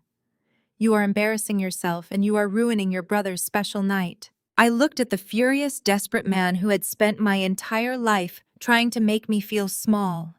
He was practically vibrating with rage, his eyes darting nervously toward the wealthy guests who were watching the confrontation with intense, unmasked curiosity. I did not raise my voice. I did not show a single ounce of intimidation. I simply smiled, looking at him as if he were a deeply disappointing stain on the floor. I watched the 4 large security guards rapidly approaching us, their hands reaching out to grab my arms and physically remove me from the premises. William smiled a dark, triumphant smirk, fully expecting me to be humiliated and dragged out in front of the entire city's elite. But the security guards never laid a single finger on me. A sharp, authoritative voice echoed across the quiet ballroom, bringing the guards to an immediate halt. "Mr. Harrison, step away from that woman right now." It was Arthur Pendleton, the highly respected general manager of the Pine Valley Country Club. He was a man known for his rigid adherence to protocol and his absolute intolerance for public scenes. He marched across the room, his face a mask of strict professional fury. He stepped directly between me and the security guards, holding up a hand to stop them. Then, to the absolute shock of every single person in that massive ballroom, Arthur Pendleton turned toward me, placed his hand over his heart, and offered a deep, respectful bow. "Good evening, Ms. Amber," Arthur said, his voice projecting clearly across the room, ensuring that every single guest heard his words.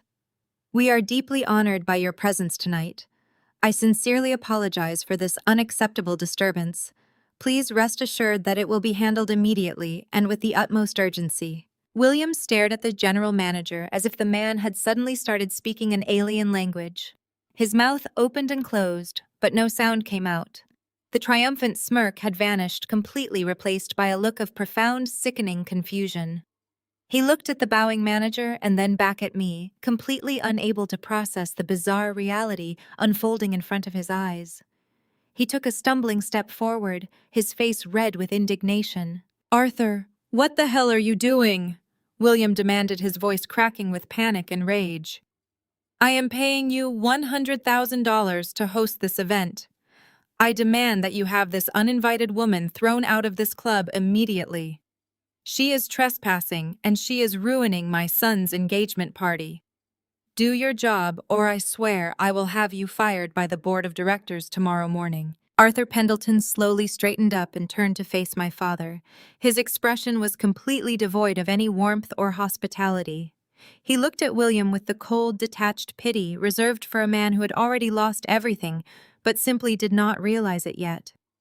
Arthur adjusted his tailored suit jacket and spoke in a loud, booming voice that shattered the remaining silence in the room, echoing off the crystal chandeliers and the high vaulted ceilings. "Sir, you cannot order me to eject the owner of this venue," Arthur announced, his voice ringing with absolute finality. Ms. Amber's private holding company formally acquired the Pine Valley Country Club and all its associated properties at exactly 9 o'clock this morning. She is now the sole proprietor of this entire establishment. William staggered backward as if he had been physically struck in the chest. He grabbed the edge of a nearby cocktail table to keep himself from collapsing to the floor. The wealthy guests surrounding us began whispering frantically, the sound rising like a swarm of angry bees. Cameron, who had been standing near the stage, completely froze, his eyes wide with absolute horror as the sheer magnitude of my power finally crashed down upon him. But Arthur Pendleton was not finished. He took a small, sleek tablet from his breast pocket and looked directly into William's terrified eyes, delivering the absolute final, devastating blow that would end my family's reign of terror forever. "And furthermore, Mr. Harrison," Arthur added, his voice cutting through the whispers like a scythe, "I have just been notified by our accounting department that the wire transfer you initiated to cover the $100,000 cost of tonight's event has been rejected by the Federal Reserve. Your accounts are frozen, and your event check just bounced." The absolute silence in the grand, opulent ballroom was completely deafening, a stark contrast to the lively string music from moments before. The clinking of crystal glasses had stopped entirely. Arthur Pendleton stood tall, his tablet still firmly in his hand, while William Harrison looked as though the polished hardwood floor had suddenly opened up beneath him to swallow him whole.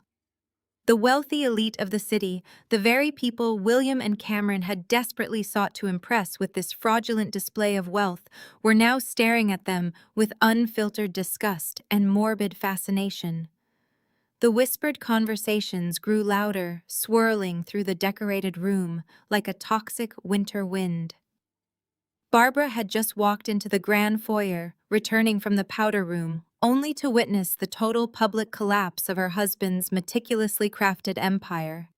She froze in her tracks, her expensive diamond necklace glittering under the massive chandeliers, her face rapidly draining of all color as she took in the sight of me standing triumphantly in my emerald gown alongside my corporate legal team. Before William could launch into a desperate physical attack or scream another unhinged threat, the heavy mahogany doors of the country club's executive boardroom swung open with a resounding thud. Standing in the doorway was Grandfather Harrison. He leaned heavily on his silver-handled cane, but his posture was as rigid and commanding as a seasoned military general entering a war zone. He did not look like the frail, easily manipulated old man William had constantly portrayed him to be. He looked furious, incredibly powerful, and entirely in control of his faculties. Beside him stood his longtime personal attorney, Mr. Caldwell, a man known throughout the city for his ruthless precision in corporate law. Grandfather Harrison locked eyes with William, his expression conveying decades of profound disappointment and anger. He did not raise his deep, gravelly voice, but his tone carried a quiet authority that instantly commanded the chaotic room. He instructed William Barbara Cameron and myself to enter the private boardroom immediately before the local press caught wind of the spectacular circus unfolding in the lobby. He stated that this humiliating public display was officially over and that the final accounting of the family estate was happening right now behind closed doors. William swallowed hard, his arrogant facade completely shattered, and stumbled toward the boardroom doors like a condemned man. Cameron followed closely behind him, his hands shaking so violently he had to shove them deep into his trouser pockets to hide his rising panic. Barbara trailed after them, her eyes darting nervously around the room as if searching for a secret escape route. I walked in last, my legal team taking their positions directly behind my chair.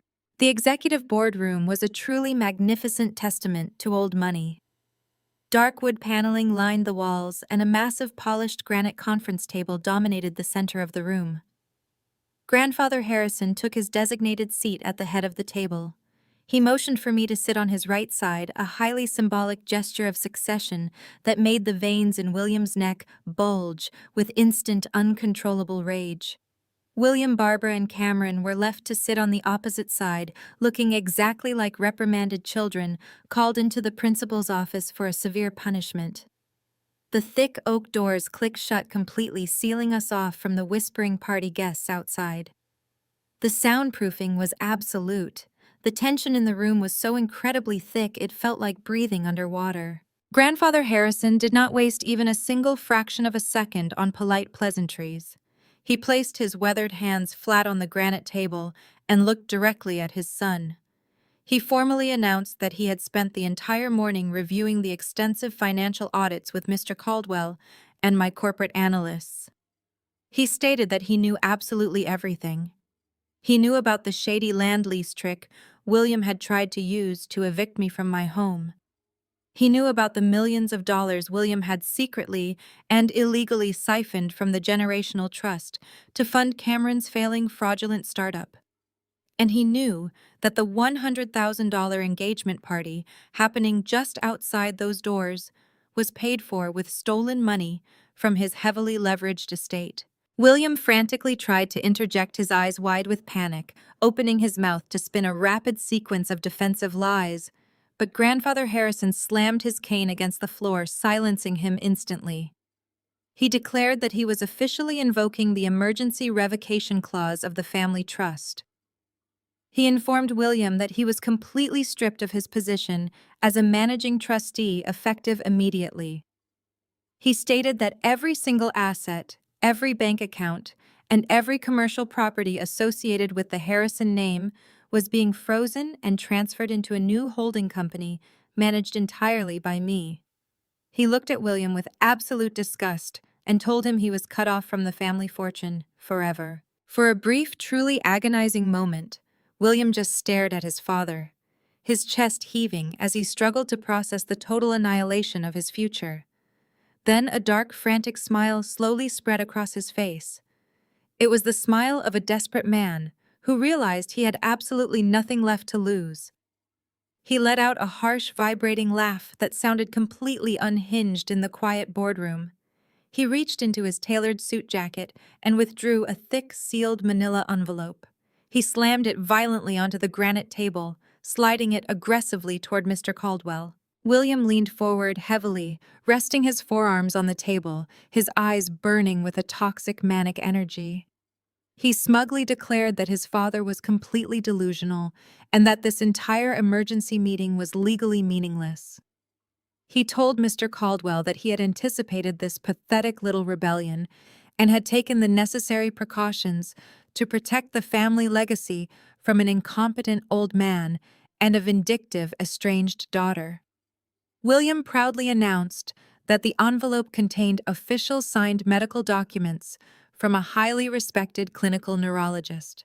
He stated that the documents definitively proved Grandfather Harrison was suffering from severe advanced dementia and was entirely incapable of making rational financial decisions.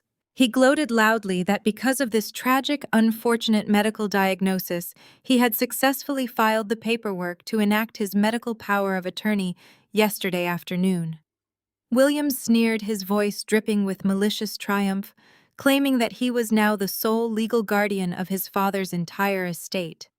He told me that any new will, any trust revocation, and any transfer of assets authorized by Grandfather Harrison today was completely null and void.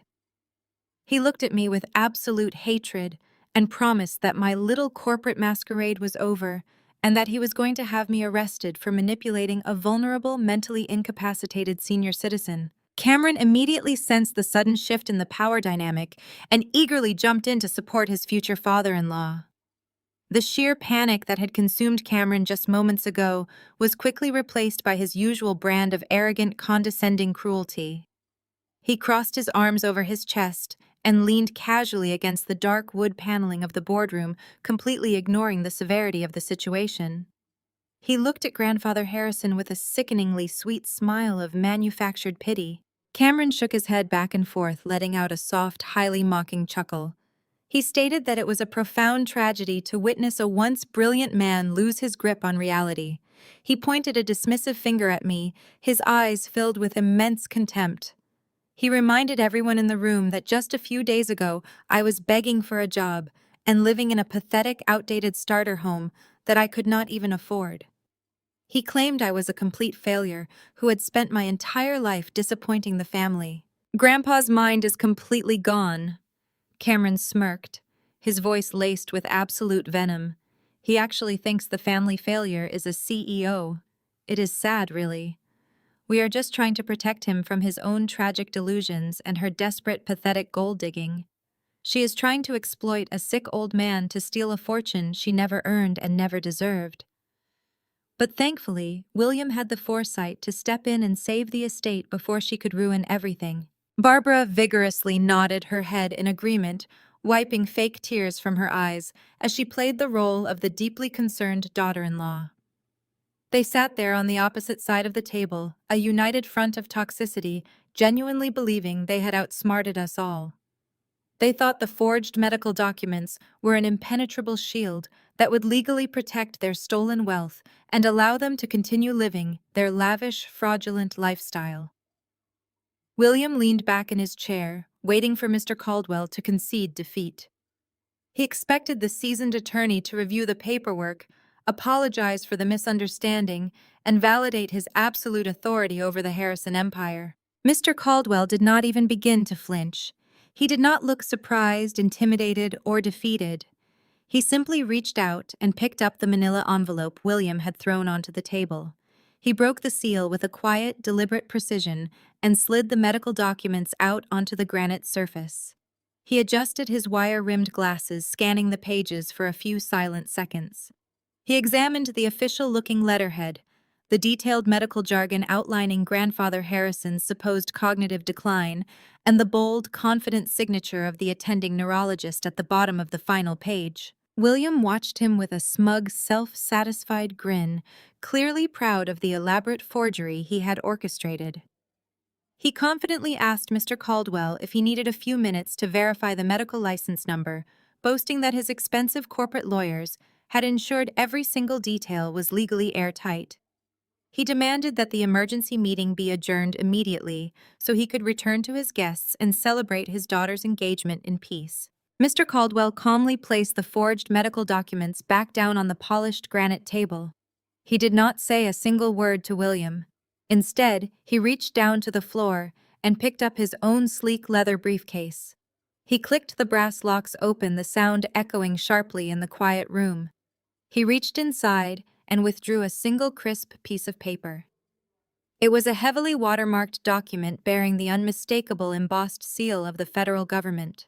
The entire room watched in absolute silence as Mr. Caldwell brought the paper up and dropped it directly on top of William's forged medical records.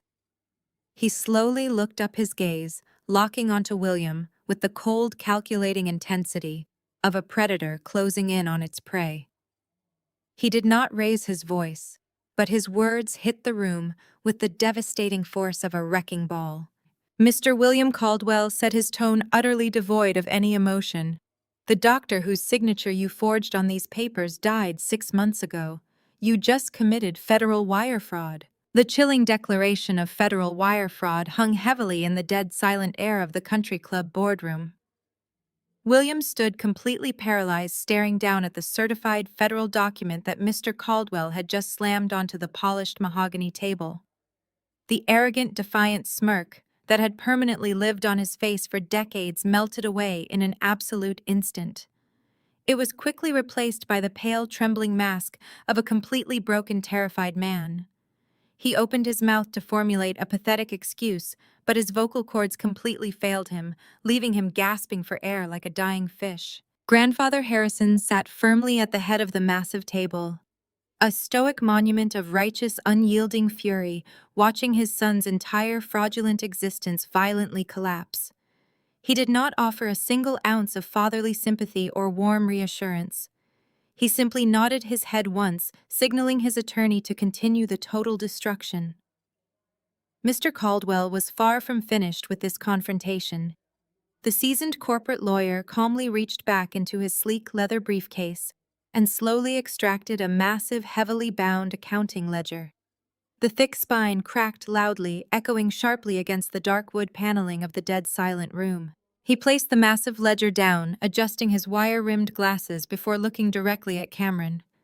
Cameron was currently sweating profusely and aggressively pressing his back flat against the wall, as if desperately trying to merge with the wood and disappear entirely. Mr. Caldwell cleared his throat and formally began to read aloud the meticulous forensic accounting that my corporate analysts had compiled over the last 72 grueling hours. The financial devastation was infinitely worse and significantly more malicious than I had originally anticipated when I first acquired the failing debt. William had not just leveraged the primary estate. He had systematically and ruthlessly drained every single private trust fund legally established for the extended family members. Mr. Caldwell painstakingly detailed the staggering magnitude of the relentless embezzlement. Millions of dollars explicitly earmarked for cousins' educations, aunts' medical retirements, and emergency family reserves had been secretly diverted. William had expertly funneled the cash through a highly complex labyrinth of shell companies and offshore bank accounts, and the sole exclusive beneficiary of this massive financial slaughter was Cameron.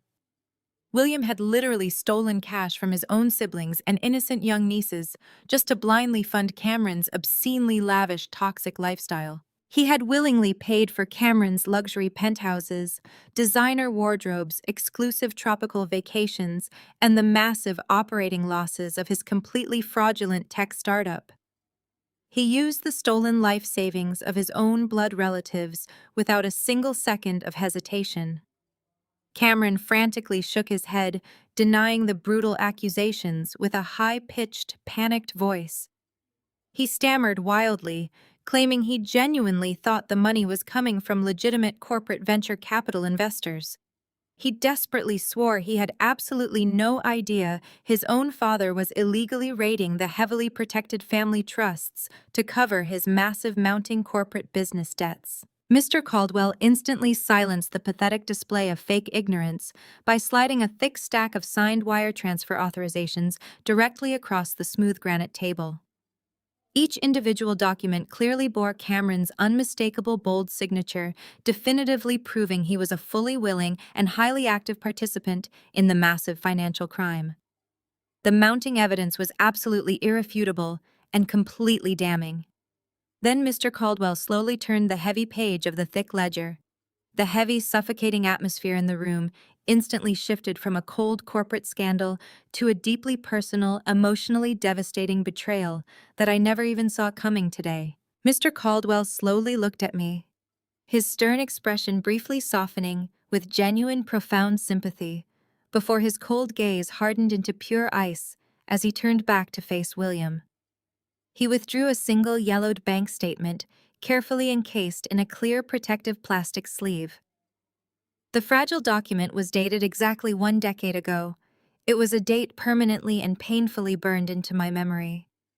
It was the exact week I had been officially accepted into my dream university program, only to be brutally told that the family finances had been completely wiped out by an unforeseen business tragedy. He placed the decade-old bank statement perfectly in the exact center of the table. He announced loudly that the rigorous forensic audit had successfully uncovered the exact final destination of the $50,000 William had famously claimed was irrevocably lost in a devastating corporate market crash. That totally fabricated business loss had been the definitive excuse William ruthlessly used to instantly cut off my college tuition. He had maliciously forced me to drop out, abandon my big dreams, and take a low-paying clerical job just to survive while he lived in total luxury in his massive mansion. William had loudly and publicly blamed my allegedly selfish, expensive academic ambitions for nearly bankrupting the entire family 10 years ago. But the yellowed bank statement told the absolute undeniable truth today. Mr. Caldwell formally stated that there was never any corporate market crash, and there was absolutely no devastating business loss whatsoever. William had deliberately and secretly diverted that exact $50,000 into a private offshore holding account. And exactly 2 short days later, that exact amount was wired directly to an exclusive exotic luxury car dealership located in the wealthiest district of the sprawling downtown city center. William had completely stolen my college tuition, the very foundation of my future, simply to buy Cameron a brand new luxury sports car for his 21st birthday. He had deliberately forced me into years of crushing poverty and relentless daily struggle just so his precious golden child could drive a high-performance vehicle to college frat parties. The sheer unadulterated magnitude of the calculated cruelty hit me like a massive physical blow to the chest. I sat completely frozen in my large leather chair, silently processing the long decade of lies, manipulation, and intense psychological abuse I had survived. They had constantly convinced me I was a financial burden. They had meticulously made me believe my education was a selfish drain on the family resources. They had watched me work multiple exhausting manual jobs just to afford basic groceries while simultaneously praising Cameron for his brilliant manufactured success. And it was all entirely built on a cold, calculated, malicious lie. William sat completely paralyzed, staring blankly at the yellowed bank statement with hollow, heavily defeated eyes. He had absolutely no legal defense remaining. The irrefutable proof of his monstrous parental favoritism was lying right there on the granite table. But Barbara flatly refused to accept this grim reality. The sudden violent exposure of their darkest secret completely fractured whatever fragile composure she had left remaining.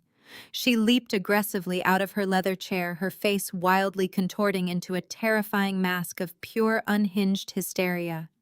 She slammed both of her hands flat onto the polished granite, violently leaning over the table toward me. Her voice completely lost its cultured, aristocratic tone, rapidly escalating into a shrill, ear-piercing shriek that violently shattered the heavy, suffocating silence of the country club boardroom. "Cameron is a man," Barbara suddenly screamed loudly. Her eyes were wide and manic, burning with desperate, toxic justification. He desperately needed that car to project wealth and success.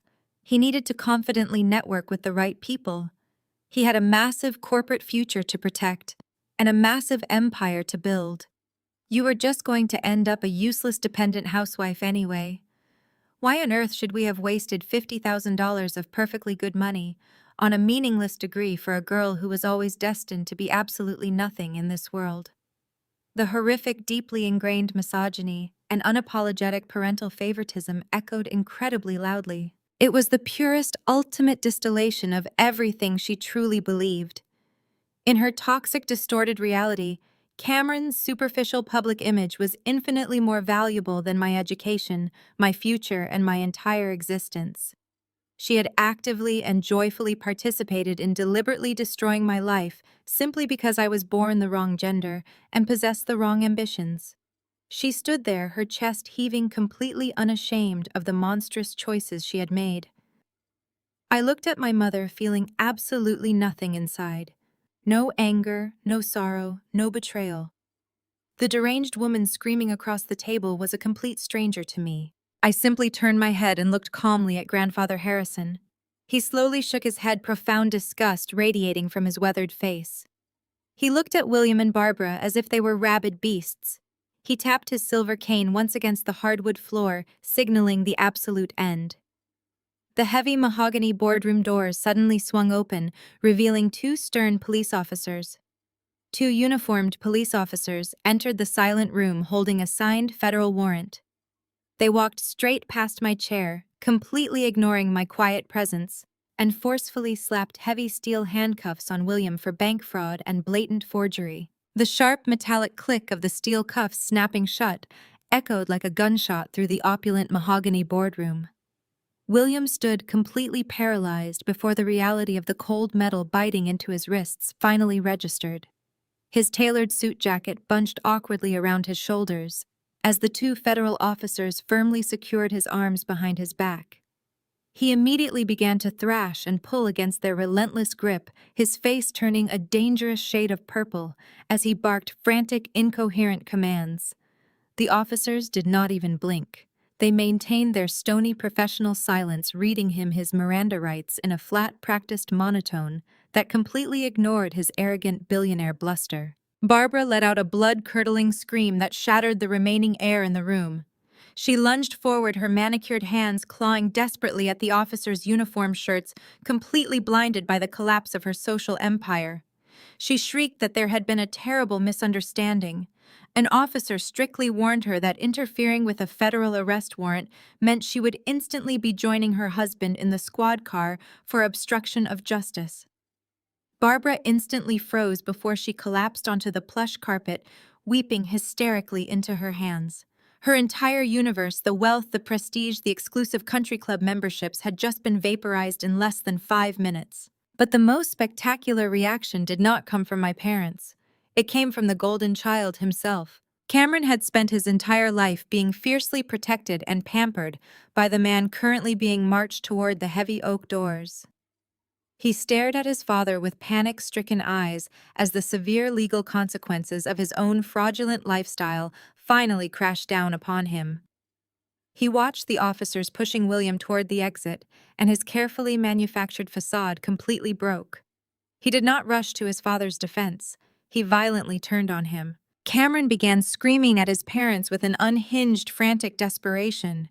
His voice cracked, pitching upward into a hysterical shriek as he wildly pointed his finger at William. He shouted that William had ruined his life by being hopelessly sloppy with the wire transfers and getting caught.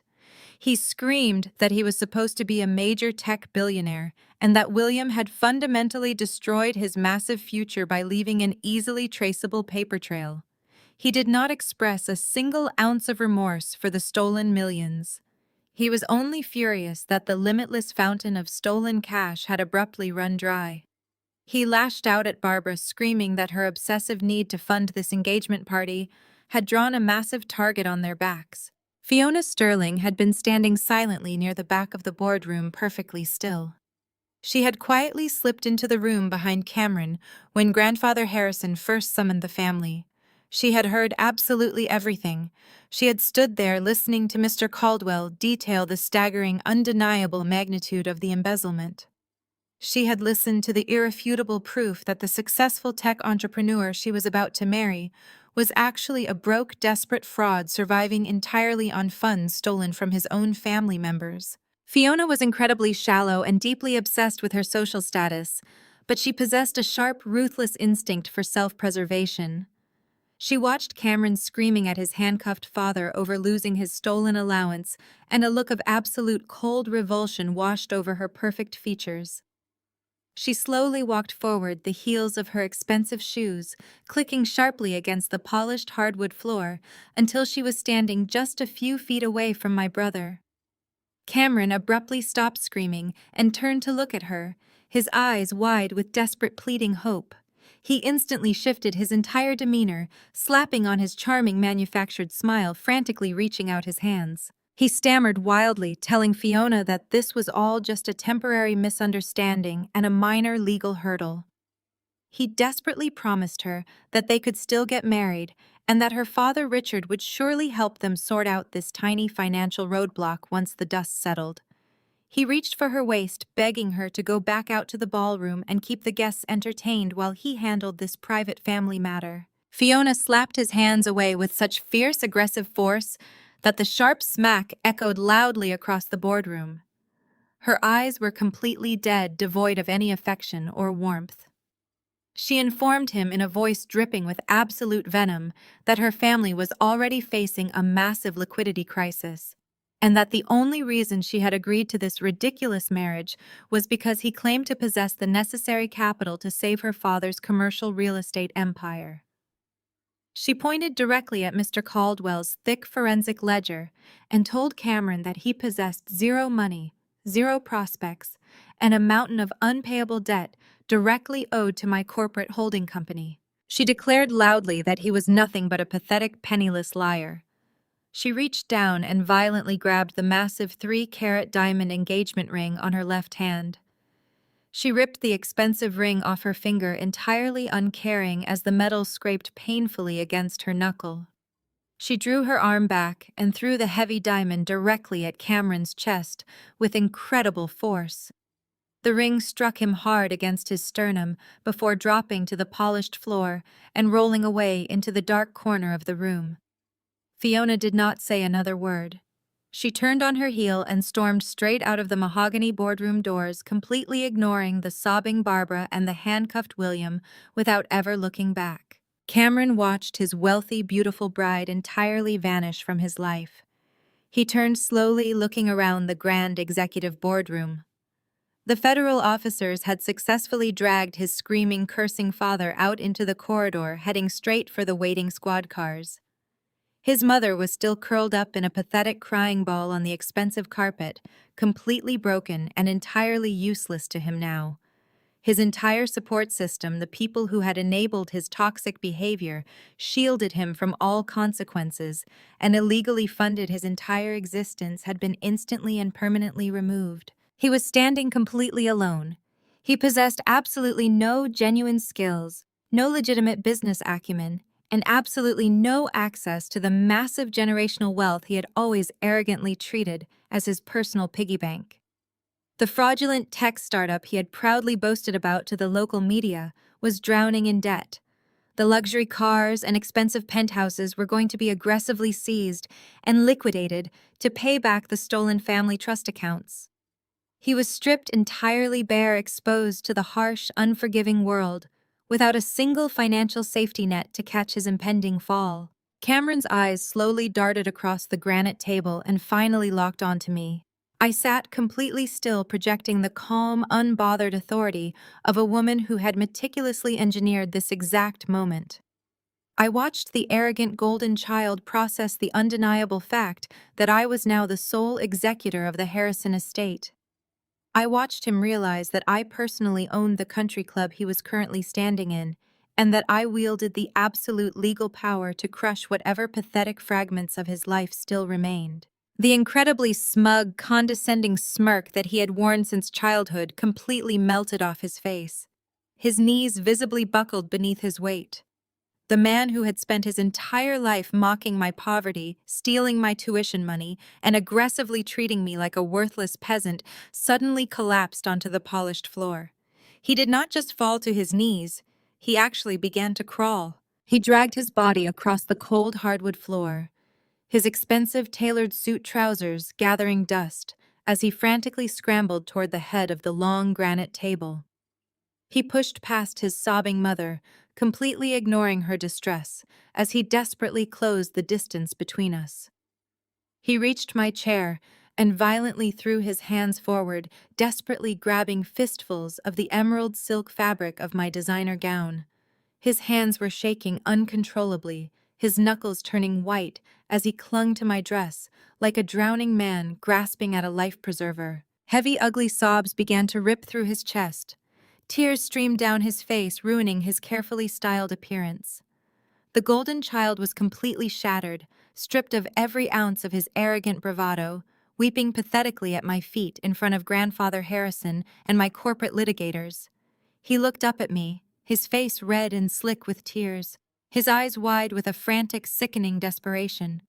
He tightened his grip on my emerald gown, his knuckles shaking violently as he completely surrendered his pride. "Amber, please, I am begging you. You are a powerful CEO. You have millions of dollars. Just give me a senior VP position at your new company. I am your brother, and blood is thicker than water." I looked down at the pathetic creature clutching the hem of my emerald gown. Cameron was sobbing so violently, his breath hitched in loud, erratic gasps. His tears left dark, wet stains on the pristine silk, but I did not bother pulling away. I simply stood there absorbing the sheer magnitude of his absolute desperation. For my entire life, this man had been the untouchable golden child. He had been handed every conceivable advantage while I was treated like an inconvenient stain. He mocked my struggles and my very existence. He stole my college tuition to buy a luxury sports car and laughed while I scrubbed floors to feed my young son. And now, here he was, groveling on the polished granite floor of the country club boardroom. I felt entirely cold. I looked down at my brother and I did not scream. I spoke with a lethal calm that immediately froze the tears on his flushed face. Blood did not pick me up from the airport. I said my words slicing through the heavy silence of the room. Blood did not help me when I was a struggling single mother working 3 jobs. Blood did not protect me when you and your parents systematically tore my life apart.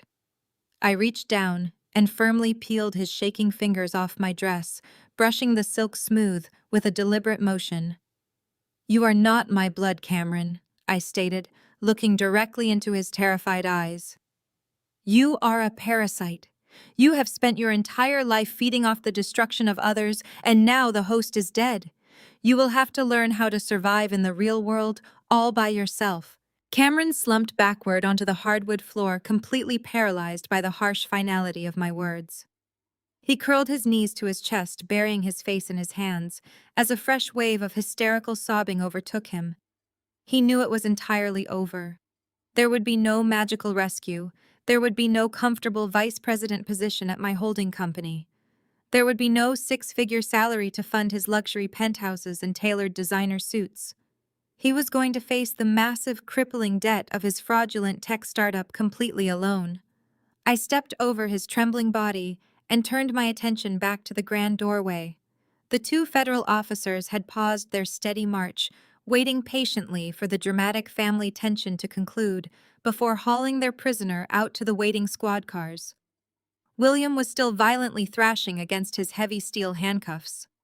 His face was slick with terrified sweat, and his chest heaved with frantic, desperate breaths. He had watched my ruthless rejection of Cameron and realized with absolute horrifying clarity that his precious golden child was entirely useless. Cameron could not save him. Barbara wept uselessly in the dark corner.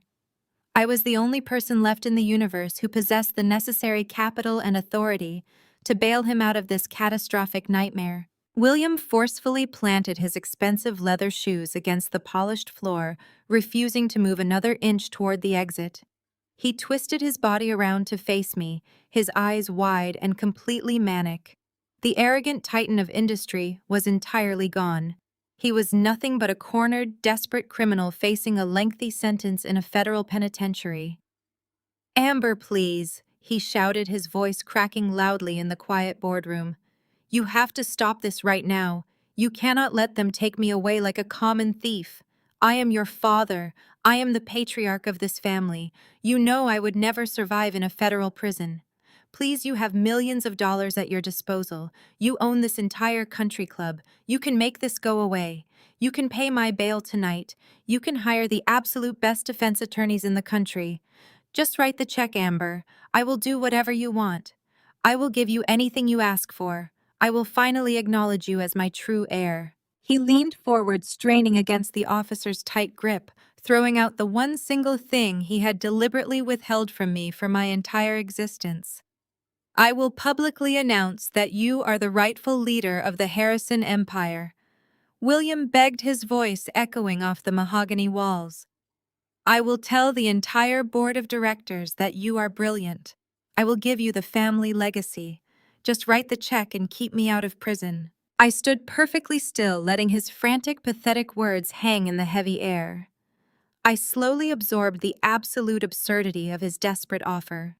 10 years ago, I would have sacrificed absolutely anything to hear my father call me his true heir. 10 years ago, I would have given my own right arm to have him look at me with pride and publicly acknowledge my intelligence. I had spent my entire youth desperately chasing his impossible validation, starving myself for a single crumb of his approval. But standing there in my emerald gown, surrounded by my elite corporate litigators, with the immense wealth of my holding company securely behind me, I realized just how completely worthless his validation truly was. He was offering me a legacy that I had already conquered. He was offering me an empire that I had already forcibly acquired and dismantled. He was trying to sell me the absolute ultimate prize when he was entirely bankrupt. He had absolutely nothing left to give me. The grand illusion of his immense power had been totally shattered, and all that remained was a pathetic old man terrified of the harsh legal consequences of his own malicious criminal actions. I slowly closed the distance between us, my heels clicking sharply against the hardwood floor. I stopped just a few inches away from him. The two federal officers tightened their grip on his arms, but allowed me to approach. William stared at me with wide, terrified eyes, panting heavily, his breath smelling of stale champagne and absolute fear. He was waiting for my final answer. He was desperately waiting for the obedient, broken daughter to finally crack and rush to save her beloved father. He genuinely believed that the powerful primal pull of family loyalty would magically override decades of severe psychological abuse and massive financial theft. He honestly thought I was exactly like Barbara and Cameron, weak codependent, and entirely desperate for his approval. I looked at his sweaty red face and felt a profound, overwhelming sense of total liberation. The heavy, invisible chains that had bound me to this toxic family for 35 years completely dissolved. I did not need his fake love. I did not need his hollow validation. And I certainly did not need to spend a single penny of my hard-earned wealth to save him from a bleak prison cell he had meticulously built for himself over a lifetime of greed. I reached down and smoothly unclasped my sleek designer clutch. I opened the expensive leather flap and slipped my fingers inside, deliberately searching for a very specific item I had brought along for this exact moment. William watched my hands with breathless, frantic anticipation. He truly thought I was reaching for my platinum checkbook. He thought I was going to pull out a pen and magically erase his federal indictments right then and there. His eyes lit up with a sudden, desperate spark of hope. I slowly withdrew my hand from the bag. I was not holding a checkbook. I was holding a small, crumpled piece of cheap cardstock. It was slightly frayed at the edges, a stark contrast to the incredible luxury of the boardroom and my beautiful designer gown. I calmly reached out and tucked the cheap piece of paper directly into the front breast pocket of William's expensive tailored suit shirt. I smoothed the fine lapel down with a gentle, mocking pat, making sure the card was securely in place. William looked down at his chest in total confusion, and then back up at my face. The desperate hope in his eyes instantly died, replaced by a cold, sickening realization that I was not going to save him from the consequences of his actions. It is the card for a free public defender. I smiled sweetly, projecting absolute calm in the silent room. You are going to need it when you face the strict federal judge on Monday morning.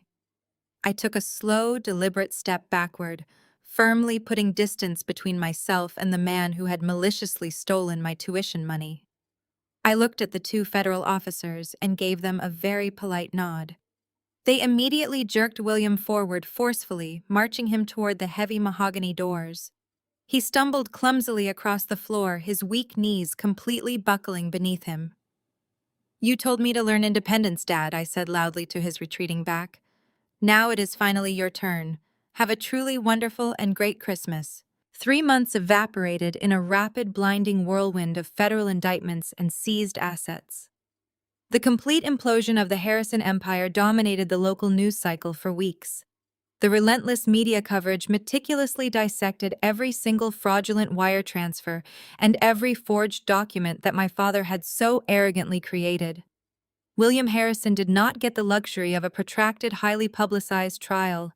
The overwhelming mountain of forensic evidence Mr. Caldwell had provided to the federal prosecutors completely eliminated any chance of a successful defense. William's expensive team of elite corporate lawyers practically abandoned him the moment they realized his frozen bank accounts could not cover their exorbitant retainer fees.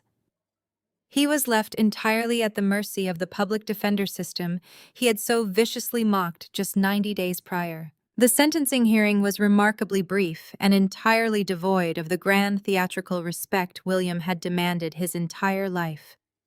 The federal judge, a stern woman who had absolutely no patience for wealthy white-collar criminals, looked down at my father from her elevated bench with pure, unfiltered disgust.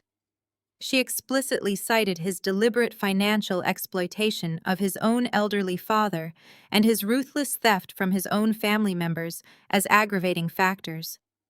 The gavel slammed down with a sharp, echoing crack, sentencing William to 5 years in a maximum security federal penitentiary without the possibility of early parole. I sat in the back row of the courtroom, watching the bailiff physically escort him through the heavy wooden doors. He wore a standard-issue orange jumpsuit that hung loosely off his rapidly shrinking frame. He did not look back. He was no longer a titan of industry. He was just another inmate, a convicted felon stripped of every ounce of his manufactured power. The financial fallout struck the rest of the family with the devastating force of a freight train. The very next morning, the major commercial banks officially executed the foreclosure on the sprawling Harrison estate. The massive wrought iron gates were aggressively padlocked, and thick yellow eviction notices were plastered across the grand mahogany front doors. A fleet of aggressive repo men descended upon the property, seizing the luxury vehicles, the imported artwork, the expensive designer furniture, and every single piece of valuable jewelry that was not physically attached to a person. Barbara was violently ripped from her luxurious, insulated reality and thrown directly onto the harsh, unforgiving pavement. Stripped entirely of her exclusive country club memberships, her platinum credit cards, and her fleet of chauffeured luxury cars, my mother was forcefully evicted from the only world she deemed acceptable. She was forced to relocate to a tiny, cramped studio apartment located in a notoriously rough, heavily dilapidated neighborhood on the extreme outskirts of the city. The contrast was absolutely staggering. The woman who had spent decades hosting extravagant charity galas and sneering at anyone who wore last season's couture was now living in a dingy, poorly insulated box that constantly smelled of stale cigarette smoke and cheap bleach. Her days were no longer filled with expensive spa treatments and leisurely lunches at upscale bistros. Instead, Barbara spent her miserable afternoons aimlessly wandering the narrow aisles of a local discount grocery store, clutching a plastic shopping basket. Her face was deeply lined with permanent, bitter exhaustion, her dyed blonde hair growing out to reveal stark gray roots she could no longer afford to hide.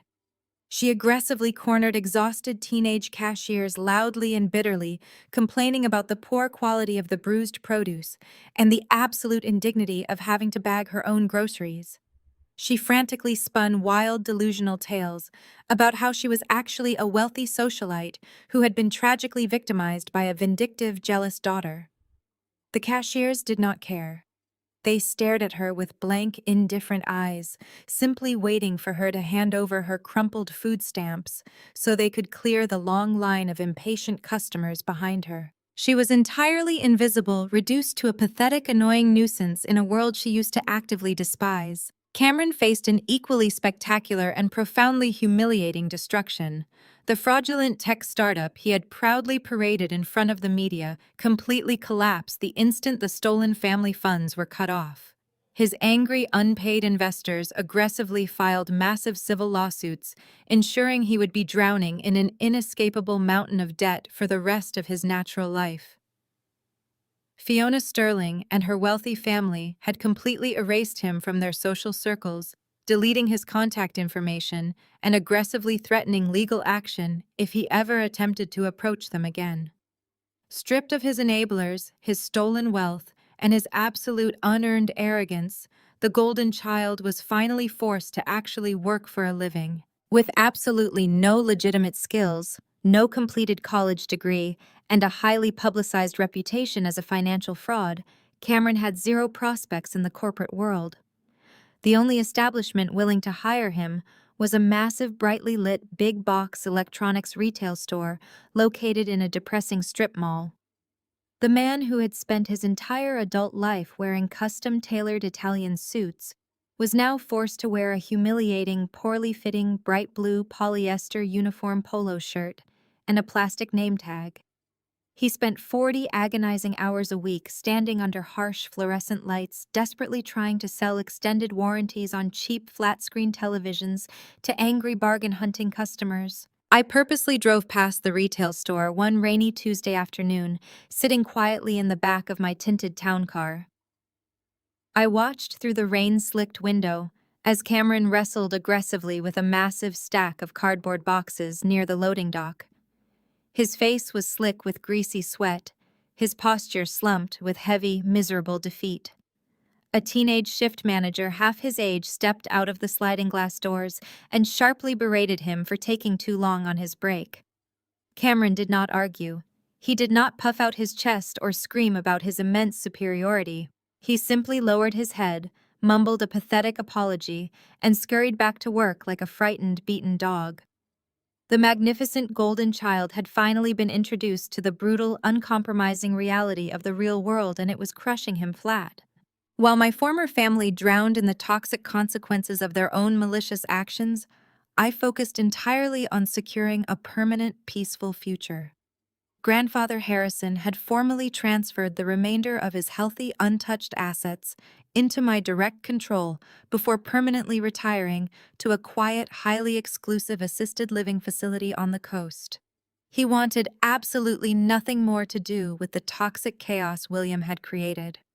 I immediately took those remaining assets along with the substantial profits from my own rapidly expanding holding company and established an ironclad, impenetrable blind trust. I sat in the office of my lead corporate attorney, meticulously reviewing the final legally binding documents. I ensured that every single clause was perfectly sealed, preventing any possible future interference. This massive trust was explicitly and exclusively designated for Mason. I was actively guaranteeing that my son's future, his education, his security, and his ultimate freedom would never ever be touched by the poisonous, greedy hands of my parents or my brother.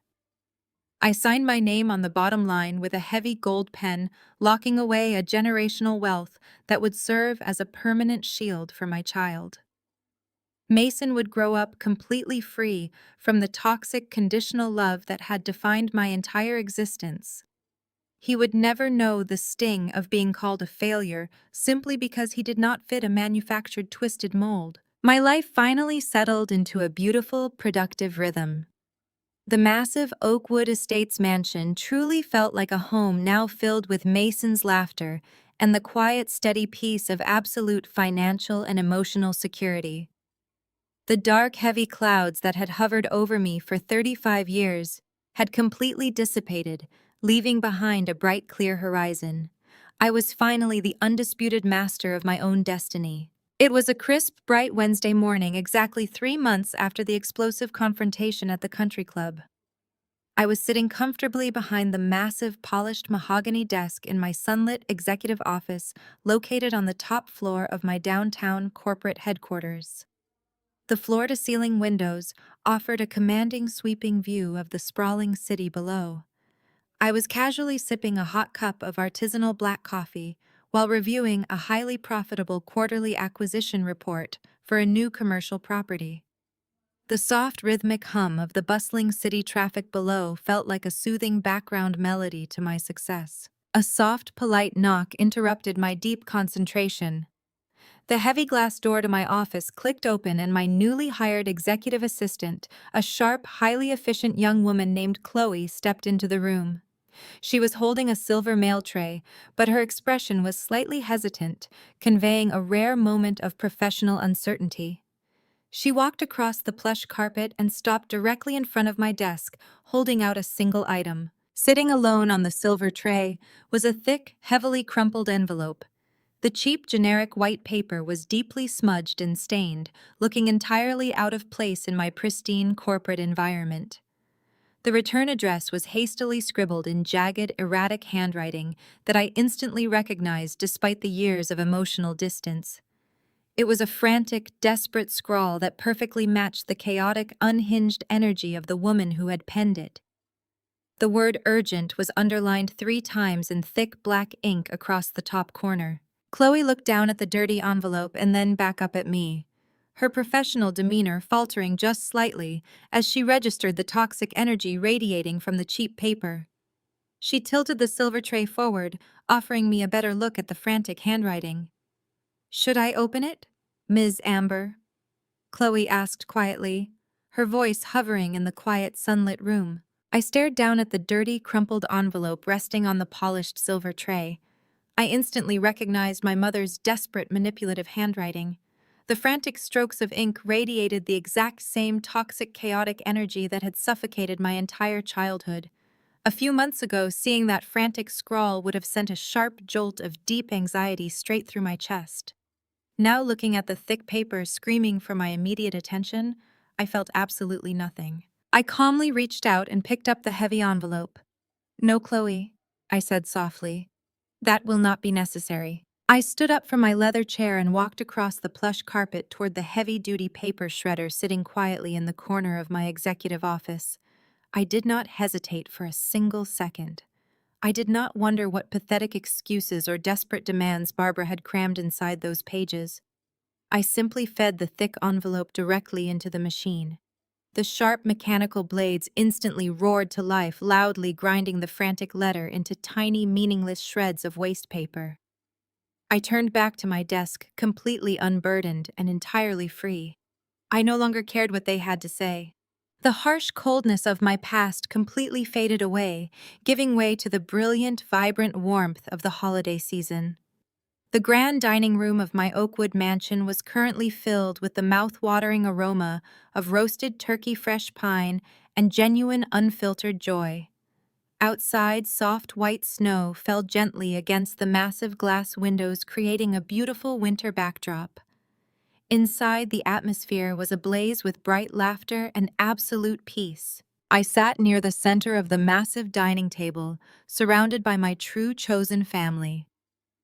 At the head of the long table, Grandfather Harrison stood patiently beside my beaming son.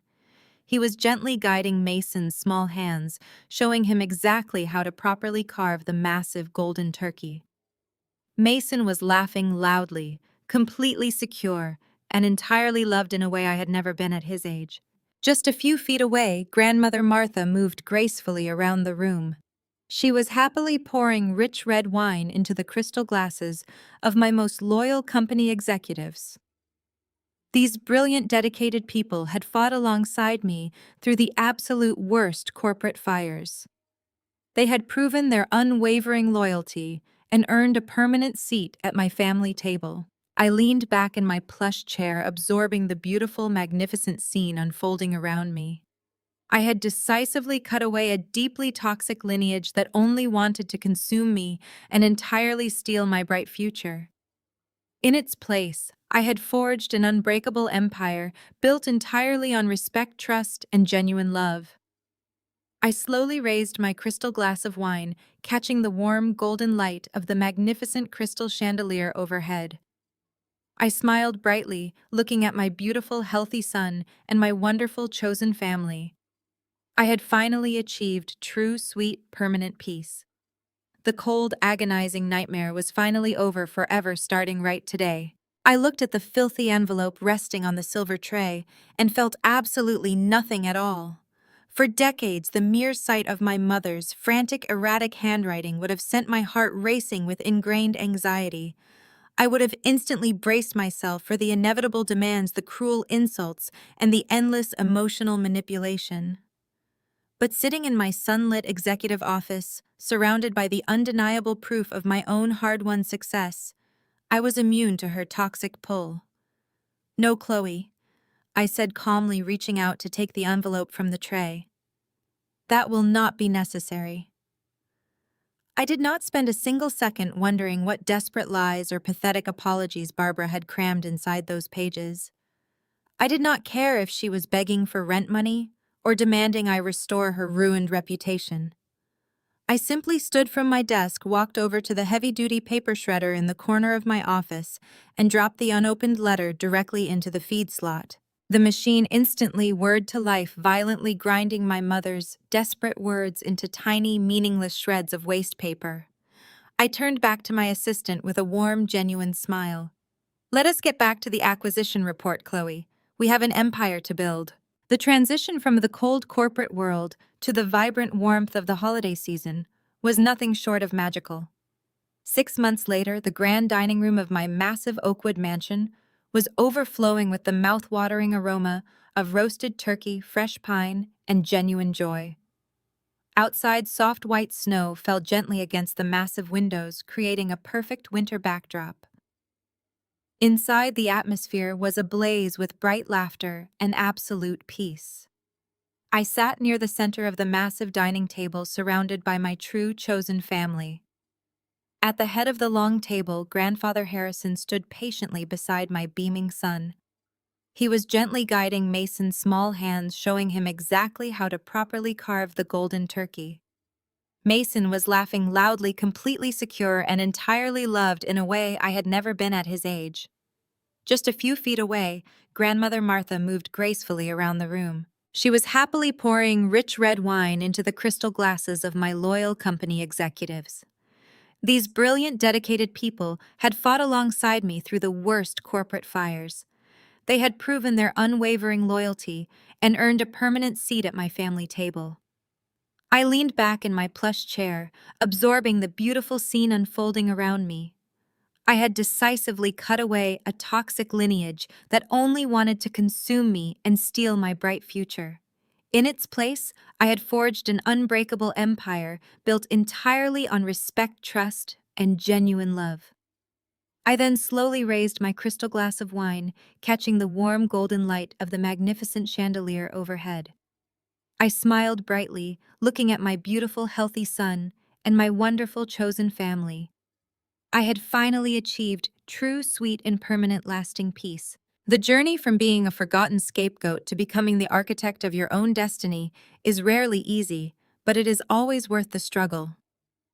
This story teaches us a profound lesson about the true nature of family and the incredible power of setting unbreakable boundaries.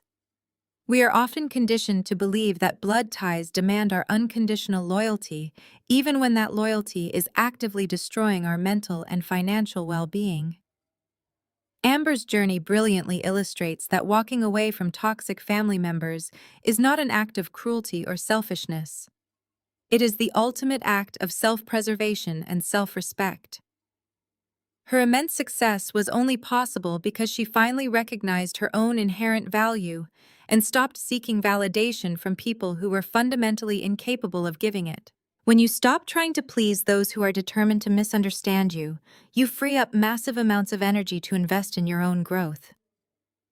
Amber shifted her focus from earning her parents' conditional love to building an undeniable empire. She understood that true security does not come from waiting for an inheritance or begging for approval. It comes from trusting your own vision, working relentlessly, and creating a safety net that no one can ever take away from you. Furthermore, this narrative reminds us that family is not exclusively defined by the people who brought us into the world. True family is actively chosen. It is composed of the people who genuinely celebrate your victories, support you during your lowest moments, and treat you with consistent respect. You have the absolute right to curate your inner circle and fiercely protect your peace. Share your incredible stories of resilience in the comments below if you have ever had to draw a hard line and walk away from toxic relatives to protect your own future. Let us know how you found the courage to build your chosen family. If Amber's journey to sweet peace resonated with you, please hit the like button and subscribe for more stories of triumph and ultimate justice.